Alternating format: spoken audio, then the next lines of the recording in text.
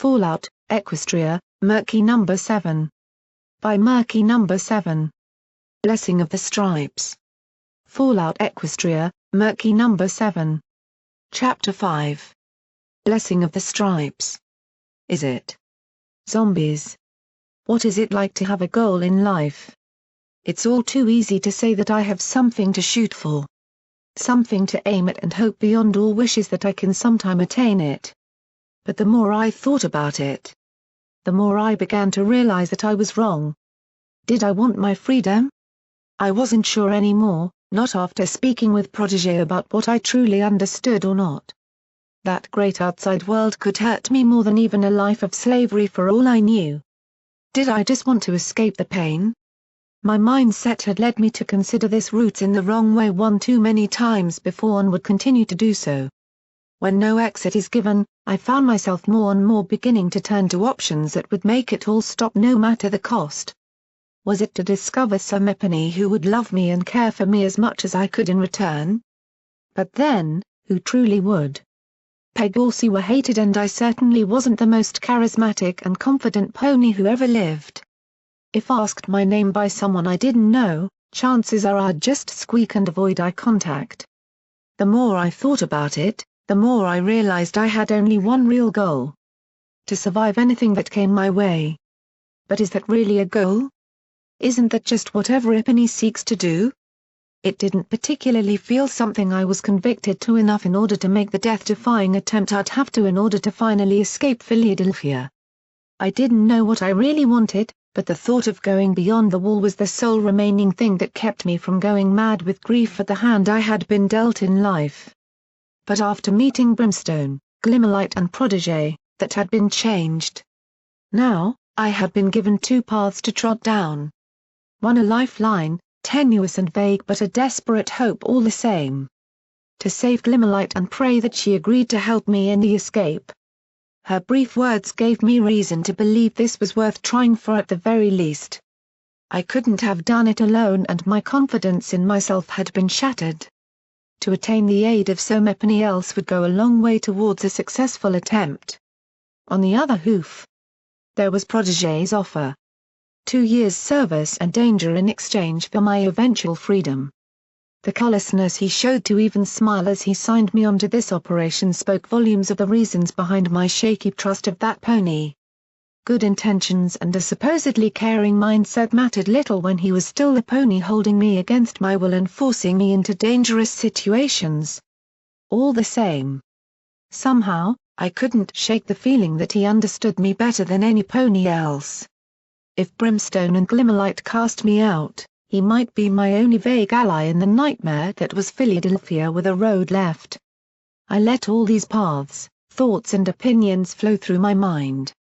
But still I felt held back, like I had no real drive to shoot for the stars anymore.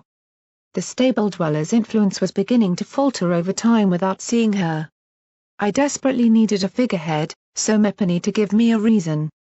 Perhaps that's why I was following a raider, who had once abused ponies like me for fun, in an effort to just be doing something, anything at all to give me purpose.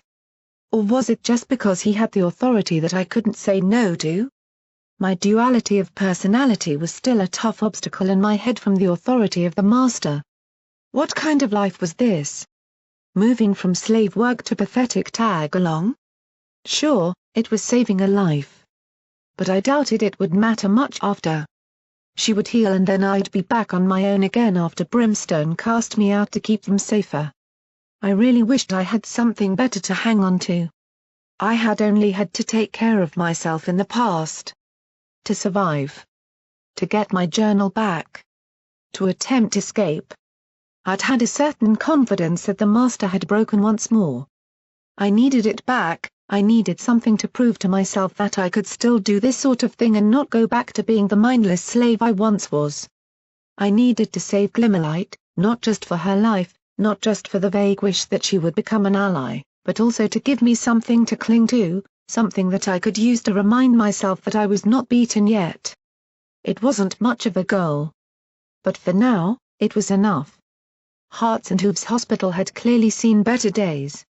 The building was old, sandstone and brickwork mismatched from different generations of renovation and surrounded by a ripped and wrecked barbed fence of the war era. On top of it all, wasteland-style scrap and rough repair jobs had further broken the balance of visual appeal. It offended every artistic sense I had to merely even look at the sprawling complex's low buildings that seemed to expand outward rather than upwards around the higher central wards. Old wagons lay on their side, their pink and yellow design marred and dust-covered. I could see at least a dozen of them, prompting me to wonder why they hadn't been renovated for use by Red Eye. A closer look explained all. They were sky wagons. Without Pegorsi, they were useless to him. But even they had been stripped of anything useful, owing to Red Eye's insistence to use anything and everything. That same ruthless mindset had created Philadelphia and repaired much of what it could do. Before me sat another element of proof to that claim. The hospital was not exactly bustling, but I could see lights inside, slaves on watch duty outside. I presumed a medical area dedicated to more important slaves didn't warrant a full guard routine, and even hear the hum of arcane science from healers doing their work within due to my rather freakish ears. Why did people concentrate on my wings when I had these mutated things on my head anyway? Brimstone and I had been holed up within a warehouse across from the hospital for an uncomfortably long time now already. I had taken to looking around with observation to try and stop my mind from settling on the uncomfortable conclusions about how to stop all the bigotry towards my wings. Unfortunately, there was only so much to look at in Philadelphia. Ruined home. Big crater. Ruined home. Ruined hospital. Big raider pony. Ruined home. Factory. Brick wall. Back to a ruined home again. Dropping from the ledge with a sigh, I had found my companion not faring any better. He had said patience wasn't his strong point and this was only proving it. As such, I decided to try conversation and found myself met with a surprisingly amiable response on various topics. For example, now I knew the best way to break a pony's leg was to buck it just above the kneecap and that apparently swearing was a subject that I was most uneducated in. So what you're telling me, rumbled Brimstone, is that you've never said fuck in your life? Never? He seemed almost shocked to meet some Epony who just didn't swear. Brimstone scared the life out of me with almost every movement he made and social interaction on a conversational level was clearly about as new to him as it was to me in many ways. Throughout speaking, I had always seen that glint in his eye whenever I'd began saying anything that offended his survival of the fittest mindset. Well, I've thought it a few times. But never just shouted it. What plane of innocence are you from that you've never given out a right good swear? We're going to change that. Go on. I sat up, what was he asking me? Huh? I blurted out an answer without too much thought. Go on. I what? I don't get you. Brimstone sighed and shifted his weight to lie on the other side in our secluded little hiding spot I'd found. I'd felt so proud when he'd nodded in appreciation at it. Say it. Can't have a midget like you unable to swear properly when the world decides to fuck him up. I'm not sure I really want to. Try. Please just give it a go. We're bored here anyway. Amuse me. My jaw was hanging open. I'd always felt nervous when I'd even thought the word. Or any swear word for that matter. My mother had always taught me not to, that to swear or curse in the goddess's name was bad. Over time I'd broken the second one a few times, sorry, please don't send me to the moon. But always kept control of my voice. But then. Perhaps I'd fit in better if I talked like them? Ok. I'll try. All right. What about? Brimstone rolled his eyes, muttered something about bloody sunlickers and shrugged. Anything, something you hate. Who do you really not feel safe around? My first thought was you. But I doubted it would help my present situation of being on the better side of this massive and potentially dangerous pony. I still remembered him choking me against a wall for daring suggest the wrong thing about him. But who did I hate? Wicked Slit was a particularly loathsome presence in Philadelphia, as was City Morass and of course Noose. I hated Protégé for his insistence to not let me go. I hated Red Eye for buying me in the first place and putting me into this nightmare. But really, there was always going to be one answer. I really hate the Master. Shackles?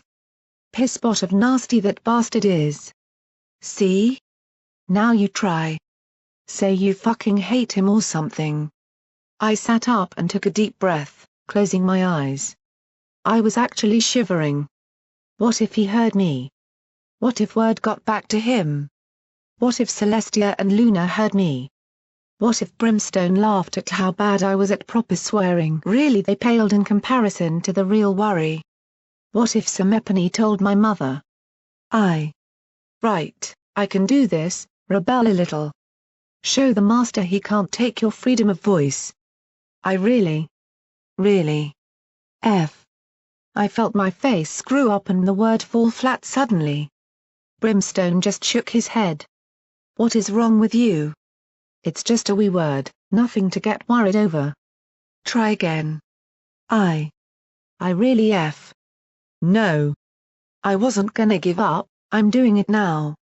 I really fudging hate him. There was a dull thunk as Brimstone face hoofed. Hard. This could take some time. Couldn't it?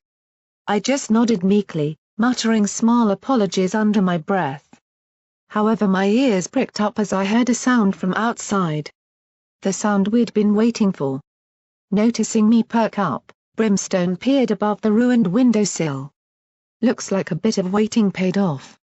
Guard change. New ones won't be as keen to do the night shift, so getting past them shouldn't be too hard. You distract one and I'll take him out. Wait, you're going to kill a slave? Yes. And? His eyes glanced over at little me, the buck so pathetic he couldn't even swear, as though asking wordlessly whether I really was as useless to him as I was seeming. But it slammed home again, he might act nicer sometimes. But when it came to saving the one he cared about, he would become the raider all over again to make it happen. Eventually, as I stared with a horrified look, he seemed to deflate slightly and shake his head. You look like her when you stare like that, you know? Fine. I'll try not to do it. As we climbed down, I heard him muttering to himself about going far too soft around mares and little bucks. I clambered down as best I could on my injured shoulder before we began to creep toward the hospital itself. I wanted to help save a life with this, not end others. The slaves hated me for my wings, but I would be damned if I was going to hate them back for the same stupid reason. Damn it. I hadn't counted on them nailing the guards to the wall. Brimstone had spotted something I had overlooked. The slaves were chained to the wall beside the door. Any knocked out or dead body would be out in the open and easily spotted, while they could never leave their posts no matter what happened. I wondered if the Master had come up with that one for Red Eye. It had his horrific practicality all over the concept. As such, the plan to use me to distract one before knocking them out had been thrown completely out the window now that the guards could not leave their highly visible locations where a body would be noticed within minutes. As we advanced and crouched behind the outer wall, we both looked around the corner, Brimstone normally, me crouched beneath him, and hunted for ways in. Brimstone Blitz nodded suddenly and lowered his voice. Got a way in. Where? First floor. Pull across a wagon, I'll stand on it, then you stand on my back. You'll have to do it alone, now. But it's better than leaving an unconscious guard where they'll find it immediately. Just don't get stepped on. My heart skipped a beat as the meaning of his words drove home. I'd have to sneak through a slave hospital run by. Well, the slavers, and steal medicine with no backup inside? Also, what was with all the shortness quips? I wasn't that small. No pony messed with little Pip, I had heard so on the radio, and he was about the same height as me. I don't know if I can do this, Brim. How will I even know the medicine? It's called Rad Purge, some rare knockoff brand, but it's safe for Glimmer to use to avoid Radaway's ingredients that she's allergic to. Just look for that. But I backed off, looking off to the side with a sigh. I really hated admitting this. I can't read. Are you kidding me? Seriously, Murk, are you kidding me? You're how old? I didn't quite know actually, only a rough estimate. I didn't even know my birthday, not that any pony truly knew dates outside of fancier settlements. Even then they differed. I just hung my head in embarrassment as Brimstone groaned and shook his head. Damn it all. Look, it's like Radaway, you know what that looks like? I nodded. Right, good. It's like that but a much darker orange. Almost a brown. All right? Okay, that I could do. I nodded before glancing back round again. The sky wagon he intended to push up was nicely out of sight, but my nerves were still shot. Alone in Vents was one thing. Creeping past Slavus? That hadn't ended well last time. Come along, Murk. Just get started and you'll figure it out. But I leashed. Huh? What does that?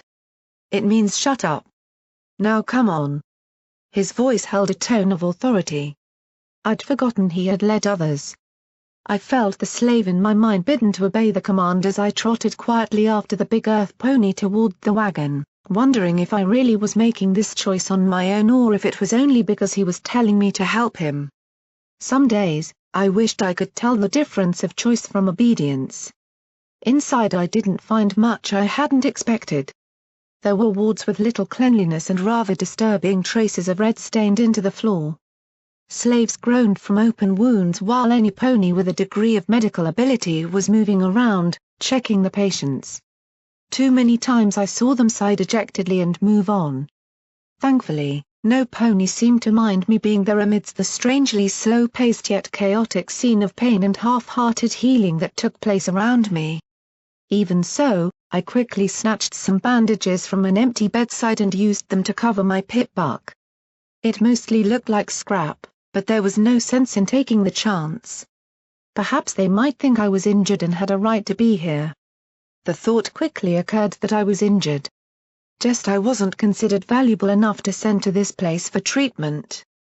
I guess protégés admittedly appreciated efforts to protect me didn't extend to getting me onto the list of valued slaves. Perhaps they just didn't like Pegorsy. The corridors were of an old wooden construction, clearly very old. I could feel them creaking under my hooves. Indeed, some areas looked about ready to give way and fall. Whatever renovation efforts Red Eye had made were clearly minimal in priority. How could slave marketeers like Sooty and Artery get away with having so much stock and yet there was never enough for those here? It just wasn't fair. I passed a young earth pony buck about my age. Teal and white, he whimpered on an old moldy mattress in the nearest ward. His two front legs were just gone. Had he stepped on a mine? I found myself standing and watching him for a second, just lying there crying into the mattress and trying to move limbs that weren't there. Very quickly, I felt my eyes dampen and guilt clench around my heart as I realized that not an hour ago I'd been about to put myself in a similar position voluntarily. But he hadn't asked for it, only for it to actually happen. Now he'd never walk again. The fate of the one poor slave that lost a leg to the thresher came back to my mind. Shuddering, I found myself forced to move on. There had to be a medicine cupboard somewhere. A sudden door banging and agonized screaming dragged me from my thoughts as I saw a stretcher magically pulled before me. Ducking into the ward to let them by, I squeaked and hid as I saw Whiplash following it at top speed. Don't you dare let her die. She's one of my best slaves to get requests for. Yes, master. Blood bank, get to the stash and bring a brace with a syringe of Med-X. Yes, doctor. Peeking out from the ward, I saw a light pink mare thrashing in pain on the stretcher as two unicorns desperately tried to hold her down. I saw a red pony in a blood-stained overall gallop off down the hall even as the stretcher and Whiplash disappeared around the corner. After all I'd been through, he really didn't seem too much of a threat these days. At a canter, I followed Bloodbank as the procession disappeared through another set of doors. Even further away I could still pick up her squealing in the distance. The sound made my stomach churn as it heightened when they undoubtedly began work to fix whatever had happened to her. Bloodbank moved fast, charging around to a doorway. The fact he stopped to get a key was the only real reason I even caught up without moving too fast to seem overly suspicious. Even so, I nearly ran into a couple of orderlies magically carrying trays of implements, prompting some shouting to watch where the hell I was going. By the time I found him, he was coming out of the room again and locking it once more. Damn. But at least I knew where the medicine was kept now. Waiting for Bloodbank to leave, I crept up the door, watching left and right for any pony coming. This was a more deserted area of the hospital, clearly to keep the chems away from those who might seek to acquire them from their beds. To an extent, I had to marvel at the organization for how little they had. These ponies were trying to help those brought to them. Bloodbank had looked concerned. Not for the first time, I wondered if casting Red Eye and his forces as absolute monsters was a truly accurate conclusion. Perhaps the Master was just the exception? The others were harsh, yes, but... Shaking my head, I pushed on. This was no place to get involved with inner thoughts. I tried adjoining rooms, finding only some old bathrooms. Why I still felt guilty for glancing into the mayor's room by accident I had no idea, and eventually a less vital storage cupboard. Well, better luck than none. Pulling the door closed behind me I began to hunt. Metal boxes of the ever-rich designer were mixed with random scrap. Judging by the rust, this hadn't been touched in quite a while. In fact, if I had been in this place more permanently, I may have made a hide-a hole in here. The last item was a small toolbox. Out of curiosity, I opened it. Perhaps it'd have something to get that lock open? A hammer, small saw, nuts, bolts, metal ruler, truly a lethal weapon, wonder glue, a screwdriver and some bobby pins. Nothing that could be used to pick a lock. I stifled a curse, or what amounted to a curse by my standards, and took just the ruler. It'd help me make straight lines on my drawings at least. I stuffed it into the pouch I'd sewn on the bottom of my fleece and sat back against the wall to think. This just wasn't my area.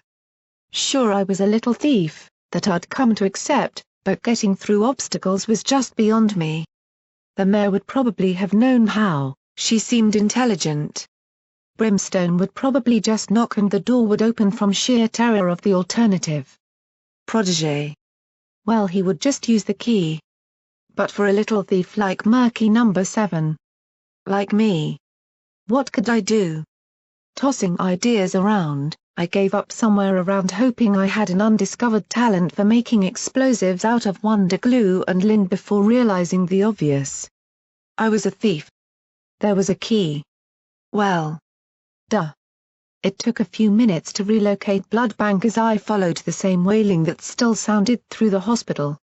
I trotted through a cloth hung above the corridor and stopped.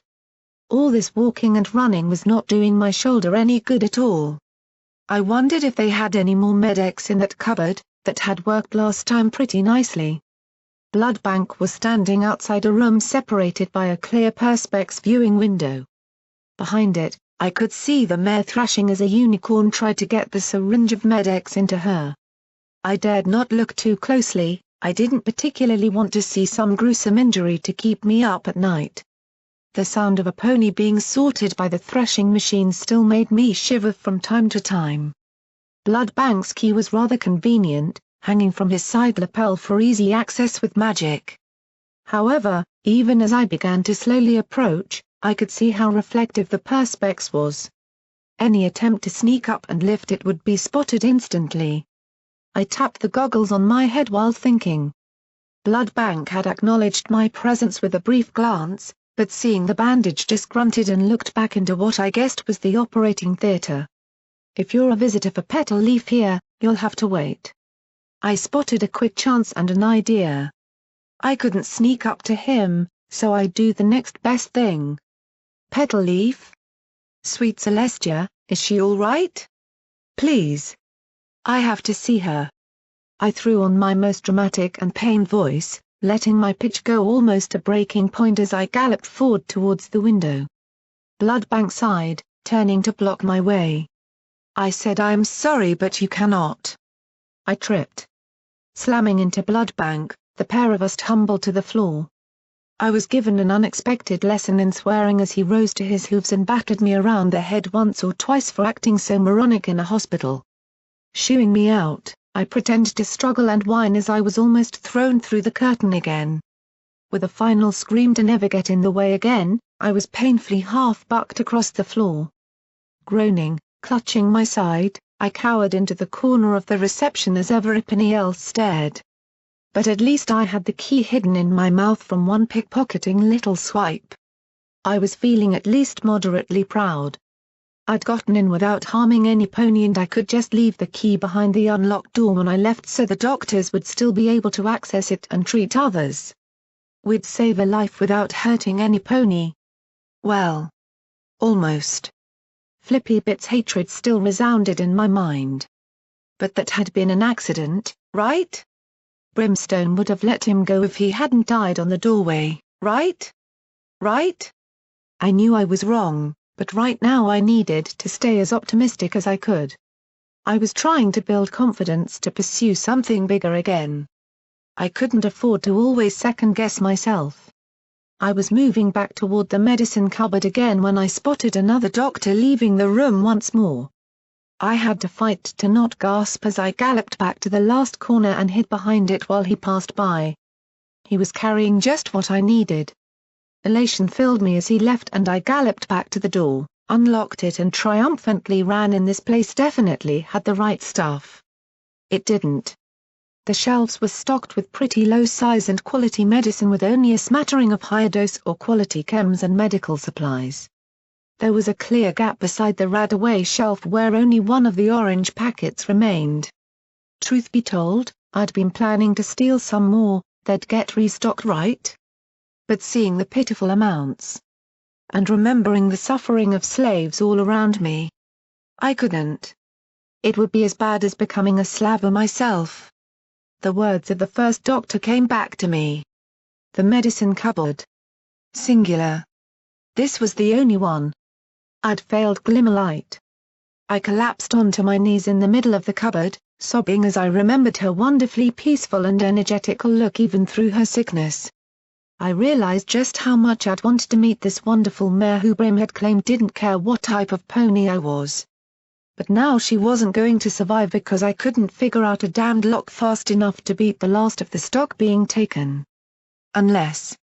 Tears dripping as I stood up, I turned back to the entranceway and hobbled out as fast as I could. There was one more of them in the building. And I was going to get it no matter what. She deserved life. She didn't hate me. That rad whatever belonged to her. It had taken some searching, but eventually I located it. This run around the hospital had been beginning to annoy me and a few orderlies were starting to get suspicious as well. I had tried the messenger trick again, but even then most of them kept glancing as I moved past. I avoided whoever I could, but no pony could truly hide in these boxy wooden corridors with proper lighting installed. But it didn't matter. I had found the patient the medicine had been taken to. A nurse had been about to connect it, but one quick raised shouting from me later, they had galloped off thinking they were urgently needed for an emergency. Now there was just me and the rad perch. That sickly brownish stuff lay on the side table, unconnected and fresh. All it would take is for one quick snatch, shove it in my pouch and then make my way to the entrance and trot out. No pony would question Sir Mepany leaving. I felt my heart lift, I had done it. Reaching forward, I bit down on the rad perch. Who? Who's there? I yelped and hopped back, holding the rad perch in my mouth as I stared at the source of the noise. On the bed lay a mare covered by a thin blanket who turned to me, eyes still closed from weakness. A sense of déjà vu flowed over me. The symptoms were precisely the same. The illness the same. This mare was suffering the exact same problem. She lay there, pale grey with a wondrously coloured blue, black and white long mane tied into a ponytail with two braided strands across her face. True to form, she was also a unicorn who looked a good bit older than me, like she could have been my mother. She was also very, very sick. Did you find some? I glanced at the mare, then down my own muzzle at the rat perch. They would get more, right? They would restock. I could just turn and walk away. Be a good little thief. Glimmerlight deserved it. More than any pony. She looked so weak. My head lowered, feeling a shuddering start throughout my body already. Too late, I noticed my ears warning my officer Mepany approaching. What are you doing? Shocked, I squealed out loud and dropped the sachet before stumbling back and falling against the side of the bed, startling the mare. The unicorn red and yellow mare nurse had returned and stood directly in the doorway, quite out of breath. Were you? Her eyes fell to the rat perch before falling back to me. Having it all laid before me, I realized what I had truly been reduced to. To stealing from a critically injured pony with no proof of them being good or bad to help Sir Mepany else. To simply take the easy way out. And lose all morals and ethics in the process. Not once had I even stopped to think and realize the path I had been walking down. Who was I to judge life against life? It quickly overcame me, as I imagined my mother, DJ Pond 3, the mare and even little Pip looking down upon me disapprovingly. I collapsed to the floor in tears. I'm sorry. I didn't. I needed. Words came with great difficulty as I cried my heart out. Partially because the overwhelming guilt and partially from terrifying thought that Philadelphia was slowly but surely beginning to corrupt me. I'd never had much a sense of who I was or what morals to uphold, but little Pip and DJ Pond 3 had shown me the way. How to be a better pony. This was not it. The nurse picked the sachet from the floor with her telekinesis, placing it beside the bed of the frankly stunned mare. The sick patient wasn't sitting up to look down at me, being too weak. But the nurse advanced across to me. Her expression seemed to have softened. You were going to take it. But this patient will die by tomorrow without this last sachet. She has an allergy. I know, I sniffed, but Sir Mepany else does too, but IHNK. I don't think she's able to come here. I just wanted to help her. Her face dropped any remaining sternness it had possessed as she drew breath lightly. I can sense you have an irradiated lung infection, a serious one. This isn't for that. Look me in the eyes and tell me. Opening my soaking wet eyes fully, I quivered as I looked up at her. How had she known about my infection? I guessed she must have some sort of empathic medical sense spell active. But I had never once thought of using it for myself. I would never have. It's for so many else who means a lot to a friend. She is in the exact same position as. I raised my hoof to point at the patient. The nurse was quiet, before dropping a small cloth for me. Dry your tears. I can see you're honest. This was wrong. But your heart was in the right place at least. I wouldn't be a nurse if I couldn't respect that to some degree. Even if I work for Red Eye, that doesn't mean I don't follow the same code that Dr. Weathervane taught us. He's pretty intense about that stuff. Look, I'd give you some, but we have none spare. Well? Well, what? As I got up slowly, I could see the mare had seemingly fallen into a restless sleep even with us two talking. She really was in a bad way. Why hadn't I seen that? There might be some in the basement. But that's dangerous, you see. When the mega spills hit, it was flooded from a water line that came from the impact site. The water is long gone, but the radiation is intense down there. It would badly affect your lung if you were to try. But there is an old supply room that we've been unable to reach. Usually Dr. Weathervane brings enough that we don't need to bother even considering going down, but if you really are willing to go to these lengths, I didn't even need to think. If anything, I now realize more what drove Brimstone Blitz. I had damaged my own innocent nature here. If I had to risk life and limb to get that medicine to make up for my act, so be it. That is, what life and limb I had left. As I wandered around the hospital compounds after the nurse had let me out, I began to feel that ever-present slave condition creeping in all over again the moment the cleaner hospital environment ended. My throat was dry from the air around the crimson hell of Philadelphia the moment I stepped outside, not to mention hurting from my illness beginning to make itself known once again. Very hastily I regretted not stashing away one of my radaways that Protégé had given to help me stay healthy. My shoulder ached terribly, albeit still being mostly functional. My stomach however was tightening itself and growling every so often as I felt myself shake from lack of sustenance or any form of proper nutrition. The last thing I had eaten was the apple stew given to me by Protégé and in my still recovering state. It just wasn't enough. If only I found fresh food and radaway as much as I found ponies I left without knowing the names of. Very quickly, I wondered why my cutie mark talent was to be a good little slave and not one of finding mysteriously strange unicorn mares. Furthermore, why did they all have to be either too old for me, taken or sick? Well, there was one, but she was a wasteland legend whom I'd never have a chance with in my entire life, no matter how simply awesome she was. I stopped briefly, I'd shoved those thoughts aside before. But they did keep coming back. I remembered Sundial's words about the mare he liked, Sky Dancer. Sure, I appreciated the look of a mare as much as the next buck, especially if they were actually the same size as me. But did I really think of Little Pip like that? Was it just misplaced pining for the dream of being alongside a hero? Was it the slave in my mind wishing for someone I could follow and obey and know it was for good? I'd only seen her briefly and never even talked to her. No. No, not the time for those thoughts. Dangerous irradiated area ahead, Murky. Concentrate. All the same. They may be confusing, but I couldn't admit to somewhat enjoying the feeling of perhaps a little crush. One way or the other.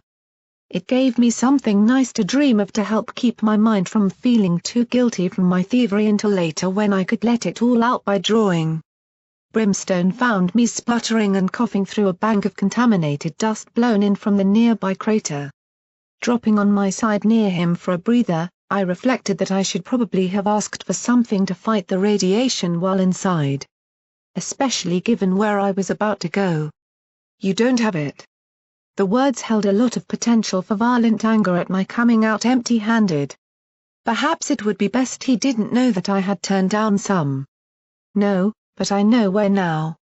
I pointed a hoof toward a swing door that led to the basement. It was locked as well, but that wouldn't prove any real obstacle to Brim. I explained about the radiation, but as I had guessed, he didn't care in the slightest. One slap with those murky number 7's head-sized hooves and the basement lay open before us. A darkened and dusty hole in the ground, probably untouched since the war. Pre-war. Irradiated. With a radar. Why didn't I ever get to go someplace nice? Not for the first time since we had descended was I beginning to realize how out of my depth I was. I was just a little slave who tried to run away, not some die-hard adventurer like Brimstone or Little Pip. Every ounce of me was fighting my resolve to help redeem myself for almost slipping into doing something truly awful in order to make me just turn and run. Protégé would understand, surely, if I turned up and just explained. Maybe he'd help out and get some Figlimolite somehow?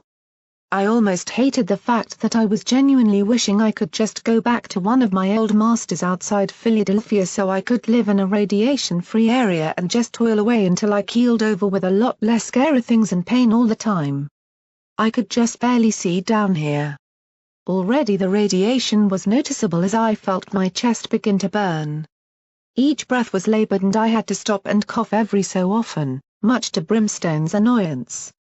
I'd enjoyed a brief period of relief thanks to what I stole from Artery and then the healing I'd received from Protégé. But this place was bringing it all back. The sick little slave buck dragging his hooves and coughing up blood had returned. Around us was little of note. Almost pitch-dark janitorial rooms, no bodies. littered each corridor. Supply cupboards proved to be filled with junk. Large pipes creaked and groaned as we disturbed the environment around them. Or rather, as brimstone disturbed the area. If I ever needed to feel like I was better at something than so many else, it was that he had absolutely no consideration nor thought of the term stealth. "Hey, Murk?" "Why, yes?" My voice trembled as my rough throat caught the words, leading me to splutter and grab a pipe to keep myself on my feet. Brimstone seemed unaffected thus far. Perhaps he just didn't show it. Had a thought. "If we need to gallop back and split up, we need a better password so I know it's you to let you in." I was about to comment that a number of knocks had seemed to work. But then, I was the moron who'd got it wrong. "So what do you suggest?" "Easy. The password is fuck." "Oh. Not fair." Brim turned back to me, I could see him grinning in the darkness. I guessed he liked to use a bit of banter to help relieve times when you could cut the tension with an auto-axe. "Aye, that'll do.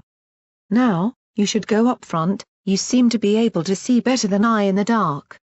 These eyes don't work as well as they used to before that little scunner with the flamethrower a few years back." "You sure?" "Aye. I mean, aye." Was he grinning? What was the joke with simply saying, "Oh. Wow. I was slow today."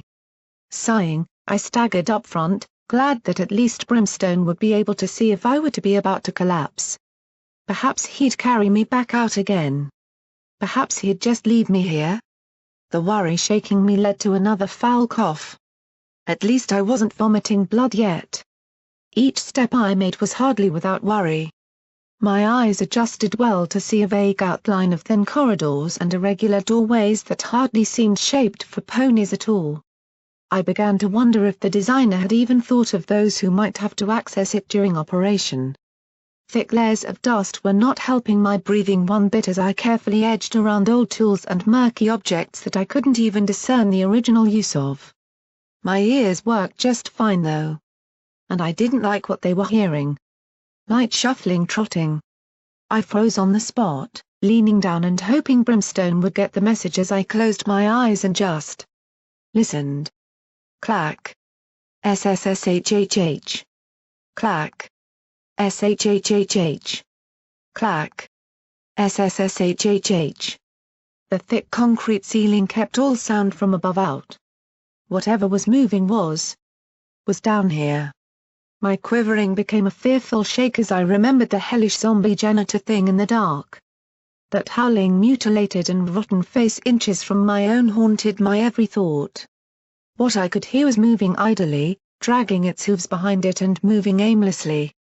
Just like that monster before. I whined, fighting the urge to flee. "Brim," I whispered, "I think there's a zombie." "Not surprising, it's contaminated down here. They live off that stuff. Just find a room, we're under the main building, so it should be nearby." I really wished I could detect where that sound was from, but the ambience and thick walls were giving me no clues. Now if I could just stay quiet, we might find the medicine and get out before whatever it was found us. A nice doorway just close to me, that'd do. Placing my front hooves on the door, I pushed. In my weakened state, the door felt heavier than I could even attempt with a slow push. Not that me being weak was anything new. Slamming forward, I shoved it open roughly, before a wall of dust exploded in my face out of the undisturbed space. It went in my mouth, in my eyes and shocked me to yelp and fall back. My throat began to tickle. "Oh no. No no no, please not now." The tickling rose, a painful building of pressure as I fought to keep the cough in. Unfortunately, the dust had done its damage. My throat was like sandpaper, I felt both lungs searing with the effort to breathe and making spasms as I tried to just inhale normally. I couldn't hold it in even with my hooves covering my mouth, the coughing went on for too long. I fell, crying out between them as I felt my entire mid-torso light up with the pain I'd began to forget from my illness. It wouldn't stop. Hacking and spluttering, I cried on the cold dusty concrete floor as it felt like my lungs were about to erupt from my mouth. It took a good 10 seconds to die down, leaving me lying frail and weakened on the floor, scarcely able to breathe. Whatever it was, it hurt me. A sickly howl of hunger and rage echoed through the basement as I heard rapidly moving hooves galloping. Brimstone leapt between me and the rough direction, a metal shard in his mouth ready. A ferocious crash boomed through the area as I saw the far oaken door shudder from a colossal impact. Even Brimstone seemed to be taken aback by whatever force was slamming on the door. Thoom. I got to my hooves, leaning my hoof on a pipe, wincing in pain as my shoulder reminded me why I shouldn't put weight on it. Thoom. The door was holding, but I could feel the impacts through it. A high-pitched shriek sounded as I saw a glowing haze emerge and fade from below the doorway. For the glorious love of great fuck, will you shut the hell up in there and stop that endless fucking bullshit, Harry? The sound ceased. Everything became deathly quiet as Brimstone and myself stared sideways at the second pony who had approached us under the noise of the zombie ghoul pony thing attacking the door. My mouth dropped. And not just at the rather imaginative cursing. Another ghoul. If I could have screamed, I would have. A unicorn stallion, dressed in a torn and faded doctor's outfit. Underneath it was nothing but rotten sinew with visibly moving muscles and surrounded by a sickening smell. He glanced to the door and slammed a hoof against it. A face bearing the straggled remnants of what could have once been an impressive beard scowled with enough disgruntled fury to make me wince. "It's just me, you old bastard. Now calm the fuck down and let me get back to sleep." His voice put even my sickened one to shame in terms of roughness and rasping quality, but held authority and poise beyond any I had met. Even protégé. As soon as he had heard the monster back off, he turned to us, looking furious. "Follow me. If you want to live more than one more fucking day, you'll come right the fuck in here this fucking minute. Fuck's sake." I had expected some squalor filled with radiation enough to outright kill me. I had expected darkness, damp mold and rotten smells. I had not expected to find a surprisingly well-functioning medical laboratory. Shelves of old liquids and materials lined the walls around workbenches, chemistry sets and sinks. I saw a small flame lit beneath a beaker that was bubbling a nasty purple substance. Curtains at the back concealed patient areas that between the gaps looked long unused. In one corner, I could see a few blankets to make a rough sleeping areas. The entire place was filled to the brim with chems, medical potions and anti-radiation kit. Now, would either of you two moronic dipshits care to tell me why you came down here into an irradiated basement when neither of you have taken any Rad-X, neither of you have any Rad-Away on you and the Pegasus there has a severe infection susceptible to balefire corruption? I had been about to compare the volume of his swearing to the amount of chems in the lab. I now knew where my share of swearing talent had gone, but it only took me a few seconds to register quite what had been said immediately. I stumbled into the lab, almost falling against a bed before holding myself up on it. Brimstone marched in impassively without a word as he looked around. I imagined he didn't care for the ghoul, only caring for the Rad Purge. But I had much bigger problems. Pegasus? I'm not a Pegasus. You fucking are, little one, he responded sharply, before sweeping the blanket from the bed and tapping it with a hoof. I don't need to see your wings to know. Get on this, right away. His voice held an authority to it. Without really knowing what I was doing, I climbed up as the ghoul magically threw a couple of Rad-Aways to Brimstone. Knock yourself out looking for what you need while I tend to the stupid bugger here who didn't stay away from areas that'll fucking kill him. There's no Rads in here, but Luna fucking damn it you too. Just don't take anything without asking first. Fine. Clearly, Brimstone was content just to search and let me deal with this strange and dead stallion. Get that fleece off, come on, I'm not going to laugh, not often I get to actually work my expertise on Pegasus here, so hurry it up. It was like he was late for an appointment. What was going on? Who was this ghoul? Why was he being as fast and to the point? How did he know I was a Pegasus? Why was he helping without even hearing a word from us about what we wanted? Wait a minute. I don't understand, who are you? What do you do YARGH? I felt myself lifted off the bed entirely as the ghoul doctor muttered a colourful term, what was a douche nozzle anyway? To himself and just used his magic to systematically draw my goggles, fleece and pip-buck off me. Always with the fucking questions.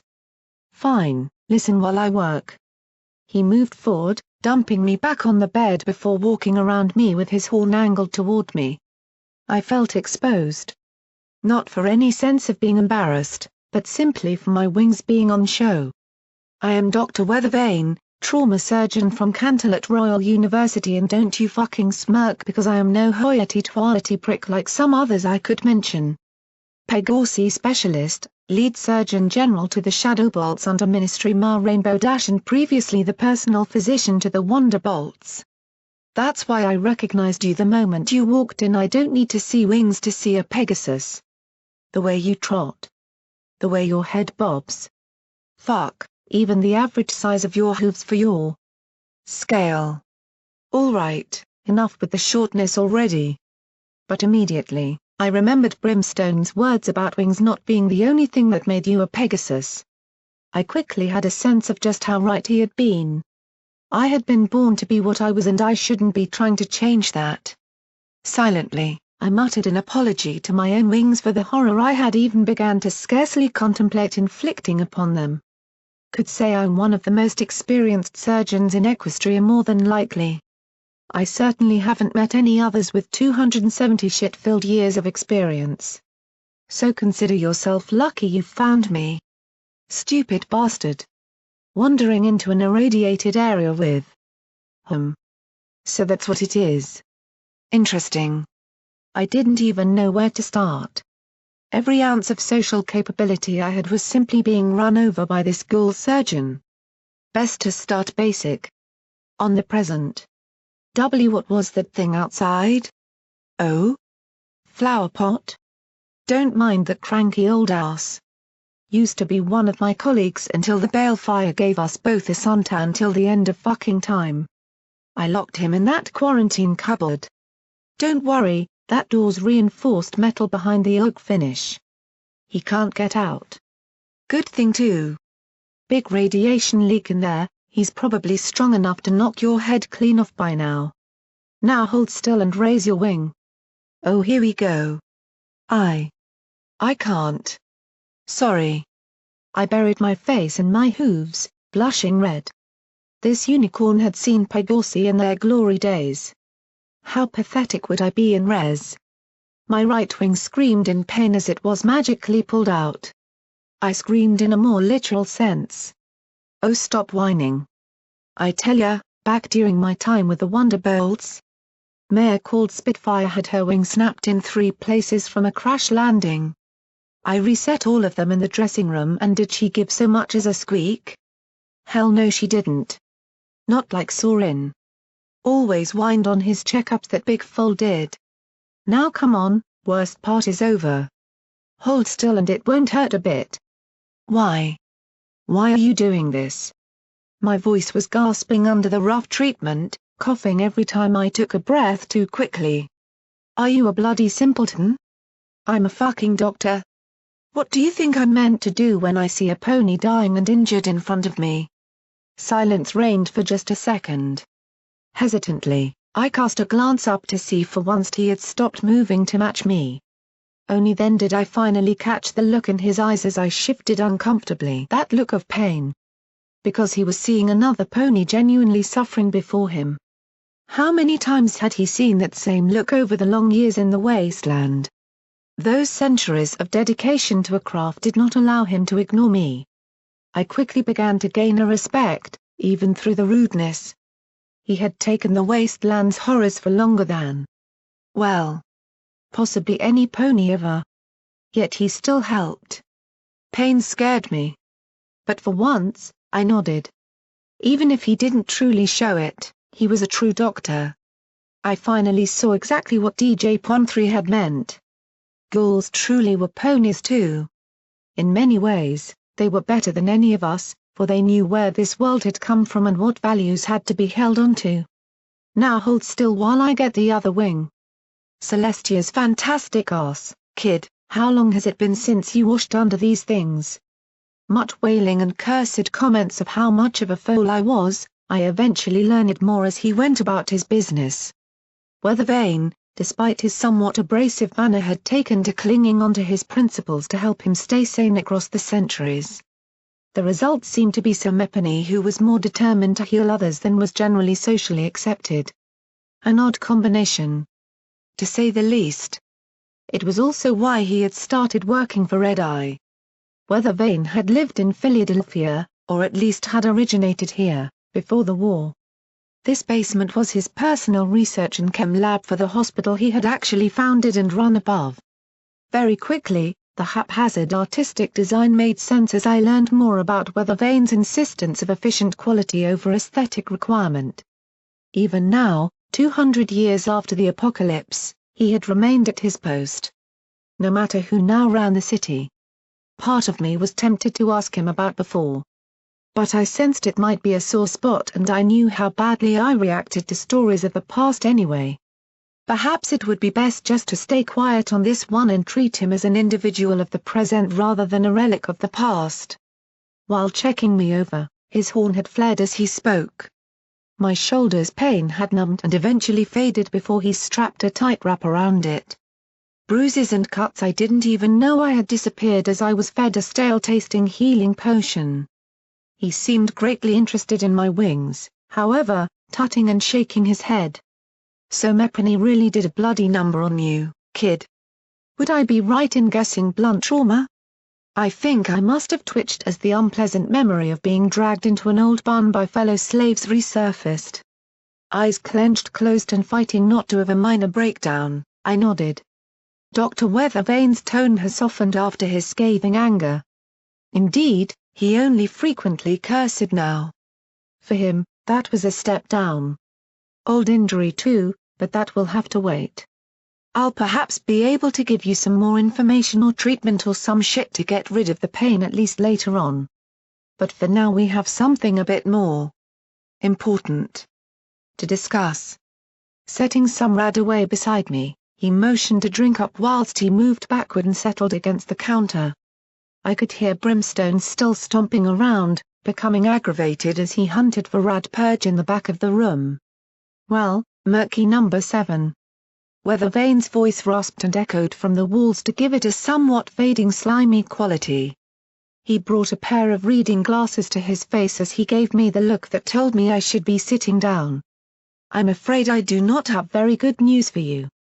I'd known I was screwed long ago. But something about hearing it from a qualified medical professional really rammed it home. What you have isn't a simple infected lung that got a little ratted up. What you have is something we call pulmonary embolism. A clinically severe affliction that provides the symptoms you have demonstrated. Basically, the arteries. You know what they are? I shook my head. To tell the truth, he had lost me at pulmonary. Weathervane shook his head, tapping it and cursing lowly before continuing.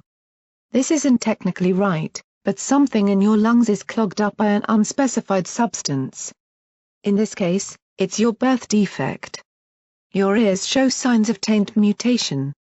Were you ever exposed? My mother was exposed while still pregnant. Makes sense. You were exposed to taint as a fetus and thus were born with severe defects. At first I thought it was the chemicals in the air that might have started it, but on closer magical observation, it seems your ears are not the extent of your tainted afflictions from the womb. Your internal organs have mostly harmless but noticeable warped sections. However, an internal mutation in your lungs has begun to clog your arteries. Now this was never enough to really cause you trouble. Until you came to Philadelphia. The ambient radiation aggravated it, causing the tainted inner flesh to react, inflame and begin to cause much more problems around your respiratory system. The more radiation you took in, the worse it got. Right now it's just a big angry fucking blob of irradiated flesh mutated out of your primary lung systems. Symptoms are just as you say you experienced. Shortness of breath, burning lungs, nausea, retching up blood and immobilizing periods of coughing. Untreated, this will likely kill you within days. You already know that Radaway can stall or slow the process. But even Brimstone had stopped to stand, almost respectfully nearby. He looked at me with impassive eyes as I lay on my front on the bed, slowly sniffing. I couldn't even work up the energy to properly cry as I heard it all laid out bare. Then he dropped the mega-spill bomb. "I'm sorry, Murk. The taint is not curable." That did it. I felt my breathing heighten as my chest rapidly moved from hyperventilation. Before I finally felt my tear ducts let it all out. Curled up on the bed, holding my head in my hooves, I just shook. And cried. And cried. This disease, it wasn't curable at all. Artery had lied or had never really known. I heard Weather Vane explaining it all, how taint that had been with me for so long could not be purged. About how even 10 Pony Towers' prodigious medical facilities would not be enough now. The most I can offer you is that regular use of Radaway will keep it benign. However, I know how hard this might be in Philadelphia. I can give you a good amount to get you started, but I must consider my long-term patients. Murk, I must stress this. You have to avoid radiation as best you can from now on. Even with Radaway, an intense burst like the one you mentioned from the Phoenix could, and probably will, kill you without immediate action and lots of anti-radiation medication. I'm so sorry. But you'll have to live with this for the rest of your life. I didn't reply. I couldn't. My forelegs were soaking damp with the overflow from my eyes as I just buried my face into them, wishing it would all just stop. But he continued, to get it all over, and said rather than leave more harsh words for later. Weather Vane explained what to watch out for. I would become dizzy, tired and very short of breath like I had while around Sooty if it was reaching critical stages. Further than that, I would go into convulsions, bring up blood and likely fall unconscious within the hour. I'd need so many else to save me if that happened. If not, I'd. Oh goddesses. Please give me the strength to face this. If no pony did, I would quite literally choke to death on my own blood. The limit for ambient radiation was a few days. To avoid serious symptoms, I would have to ingest at least 1 Radaway every day or so to keep it at bay. He had given me 5 in the bag. In combination with Protégé's gift, I had 8. 8 days. Plus however long it took the radiation to build up to kill me. Perhaps a couple at most. Less than 2 weeks, but I needed to survive 2 years if I didn't get out. It was all so unfair. Why me? Why always me? I ignored Brimstone and Weather Vane as they talked. Instead, I simply lay down quietly and found myself staring blankly at the wall in Weather Vane's lab. In a fit of need, I had switched on my Pitbuck's radio to listen to DJ Pon 3. I needed something, anything, to help give me hope now. Now I've been getting an interesting little question lately, or at least I've heard it's been asked in all those little towns around the big ol' Equestria wasteland these days. DJ, they ask. At what point have we won the good fight you always want us to follow? Well, children. That is a very good one. You know that I am known for the truth, fellow ponies, so I will not lie. I really had to think on this one. At least. All the thinking I could manage while I could find silence, what with my #1 assistant and her newfound friend both together in the area. Now I'm sure they were just moving some furniture around and were agreeing a lot over where it had gone, but what a... Oh. Sorry, off topic. Old here just doesn't know when to shut his mouth these days, does he? Now allow me to answer you all. The good fight never ends. Even all those years ago when ponies lived in peace, they were fighting it. By making cakes for a picnic to share with friends, they were fighting. By helping a friend finish their preparations for a relative visiting, they were winning the war. You see, my little ponies out there, there is no end because it's something to strive for. To be better. The obstacles in our path can be overcome if we just work together. So don't abandon those you care about, yeah? These days that which we fight against is bigger, more obvious and deadlier than any ponies in the past ever had to deal with. Only by sticking together can we truly save lives and make ourselves better. No matter what horrors we all must share along the way. I imagine Pon 3 out there in the wasteland someplace. What had he been through to know it with such conviction? What had other ponies had to withstand? How many of them had been killed outright by taint or horribly mutated beyond life? At least I was still me. It was a small comfort to be reminded that we were all in this together, no matter how far we were separated. Not much, perhaps, but enough to allow me to clutch the pit butt close, close my eyes and try to pretend that someday I'd be able to thank him for all the help. To pretend that my life would actually end well. Now for all you newbies to my broadcast over in Philly, I figured I'd bring you up to speed on what that little mare you all saw has been doing these past few weeks over my broadcasts for the next few days. For example, did you know the stable dweller severely messed up Red Eye's operation coming out of Older Plaloosa a while ago? Dropped a boxcar on an alicorn too. So if you had family out that way, you can rest a bit easier knowing that there's a chance they might not be headed for the hellier and take heart in that mare, slaves. She'll save you all somehow. I tried to smile, closing my eyes as I imagined seeing the wolf falling. Of seeing little Pip charging over with the ponies that support her racing into the city and taking out the slavers, griffins and those monstrous abominations of the goddess's image, the alicorns. They were the elite beasts under Red Eye's control so far as I knew. Mute and lethal, their magic was feared by the few slaves that had ever had to directly encounter one. Usually, they was seen in the crater basking in radiation or accompanying Red Eye. But for little Pip to kill one? Well. It helped bring a smile to my face as I fantasized that she might one day save me and all the others. What would I say to her? Would I introduce her to the others? Now until the next time of news for you all. Keep smiling, ponies, and if you see that little mare in the stable suit holding a scoped revolver, give her a little hug for me. Oh, I would. Till then, here's Pinkie Pie with, You Got to Share, You Got to Care. My eyes jolted open, no. Oh God Eases, no. Even DJ Pon 3 had fallen to her. Haha. Gotcha all. I'm just kidding folks, here's Velvet Remedy. Through all the pain, the horrible news confirming that my life hung by a thread and the ongoing torment of being isolated from the life I desired outside of Philadelphia while the world kept turning without me. He had actually managed to make me smile. I held the pit butt closer, almost nuzzling it with my tears still dripping from my eyes. I needed to hold on to these feelings. Without them, I knew where my mind went.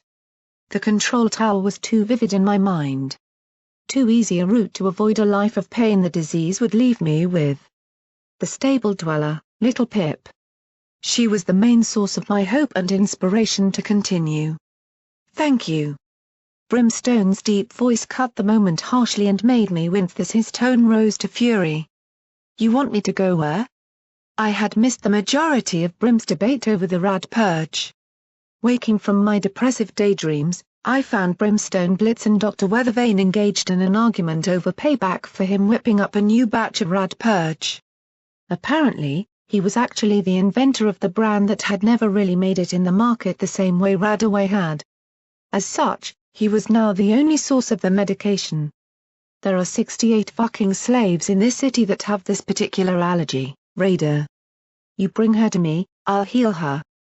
But I do not give away my grade A medication on the Wintersomepany without any pissing proof. You're a raider. I know your name and reputation, Great Warlord. I know what you did to Ponyville, to those defenseless ponies only trying to repair a broken town. If you want it, you've got to bring me what I need or bring her here. She can't move. Don't you think I would have? Now make that Rad Purge, you know who I am. You know what I will do to get what I want. And what? Harm me? Huh. Do that and you'll never get any and your friend will die anyway. I'm offering you a chance here, get me the materials and I'll make some up while you're away. You won't be losing time. Brimstone looked about ready to crush Weathervane's head completely. I could see the same look on his face he had worn against the raiders. His front hooves were scratching at the ground, itching to strike something. I heard the light snort and growl before a hoof raised and slammed down on the workbench beside him. The thick wood actually cracked. "Fine." He scowled, matching Weathervane's glare. "I'll go. But if you don't have the rad purge by the time I get back." "I will. Just remember, as much anti-radiant fluid as you can find as well as the silver sphere." "I know. I'll get them." This could go badly. Almost suicidally I decided to try and intervene, shuffling across. Excuse me. All of it. I won't be adding the final ingredient until you're back. If I could just. If you double-cross me, ghoul. You will not survive this. Could we please be calm a second? They told me the balefire would kill me too. Fat fucking lot that did. Brimstone growled, baring his teeth as he pulled himself to his full height. I could see the anger in his eyes as he began to raise a hoof to lash out with it. "Where at?" I screamed at the top of my voice as I held myself between the hostile pair. Throwing a hoof up and waving it to get their attention, I succeeded in stumbling around just enough to fall between them. Looking back up, or further up, in Brim's case, I sighed and tried to divert their attention from killing one another. "I'm lost here. What are we doing?" Brimstone was the first to snort and cast a glance back at the ghoul. "Fleshy here wants me to go into the crater and retrieve some of his old stuff from a pre-war research facility. Ingredients for more rad purge to replace what I'm taking. That and some ridiculous old project." "Not ridiculous. Typical raiders. It's a stored spell that is just short of a megaspell in potency." "Okay. Things were getting beyond my understanding. A megaspell? You mean, like, a bomb?" "No, a megaspell. The Balefire brand were the destroyers, this one is a healer. Basically, a megaspell is just a normal spell with a turbocharger shoved up its ass. In this case, it heals. There was a pretty tragic incident when a healing megaspell brought a Zebra army back to life on its first deployment, so we were tasked with making ones that could focus on one pony at a time instead and use less energy. Not so easy, getting a megaspell to rein in its power. We never quite finished it, but the prototype I am sure still works. I didn't know you could store spells like that. Normally, no. However, the Ministry of Arcane Science in Philadelphia were involved in an interesting project to use the same spell that created memory orbs to store pre-cast spells that any pony could use, as the energy required was all bundled up. It never properly worked. You still needed a unicorn to direct it after using one, and they had a nasty habit of dissolving after their first use. But at least it allowed some unicorns to utilize spells they didn't normally know. If only temporarily. We used them to store the spell prototypes. No unicorn alone would master a spell this potent, and if we wanted individual healing, we couldn't rely on a larger device like a full-blown megaspell that would spread it all around. Ministry Ma Rainbow Dash was still bitching the entire time I was fixing her wing about that double battle incident. Rightly so, I may add. My head hurt. All this magical shanty stuff was way beyond me. I was no smart-headed unicorn or technologically gifted earth pony. Or a proper Pegasus either, for that matter. I knew roughly about memory orbs and how they allowed a unicorn to see into the past like a visual diary or something. But I didn't even know what they looked like, never mind any details. Well. Okay, it's important, a little silver ball you said? Like a bouncy ball? Ugh. Fucking wasteland ponies and their uneducated thoughts. Yes, it's a little silver glowing ball. I had to leave it all behind when Red Eye took over. I'm not permitted near the crater. Too much risk of a ghoul becoming a bit too powerful for his tastes in there, you see. But I can't risk Red Eye's crater team stumbling across the technology anymore. I heal for him, but Celestia fucking damn me if I ever let him have that power. That's why I want Brimstone to get it. Not you, Merc, the radiation is too high in that place. I wasn't sure what to feel. Part of me was relieved. The crater was legendary amongst slaves for killing you in mere months from exposure while working. What it might do to me with my inherent weakness to radiation. On the other hoof, I was disappointed. I had come all this way to seek a reason and purpose in my life. To be doing something to prove I could still face my fears and break my mental chains of servitude. To save a life. I found myself wanting to go. That thought terrified me. But I couldn't ignore it. No. No. I need to go. For once, the two of them seemed to agree on something. My idiocy. Look. I'm small and can sneak around, you've seen how it's handy, Brim. I need to do this. Above in the hospital. I almost took medicine from Sir Mepany who needed it. I would leave the fact it was rad purge well away from Brimstone's ears. I feel guilty for that. I want to do this to help prove to myself I'm not afraid to take a harder path. I could lie down and let Sir Mepany else try, but what would I be telling myself then? Oh come on. Why could I feel tears again? Why couldn't I ever just be brave? My head fell away from their witheringly strong eyes. I'm so scared, but I'm scared of dying even more. I need to know I can face death if I'm ever going to escape. DJ Pon3 said we all need to stick together.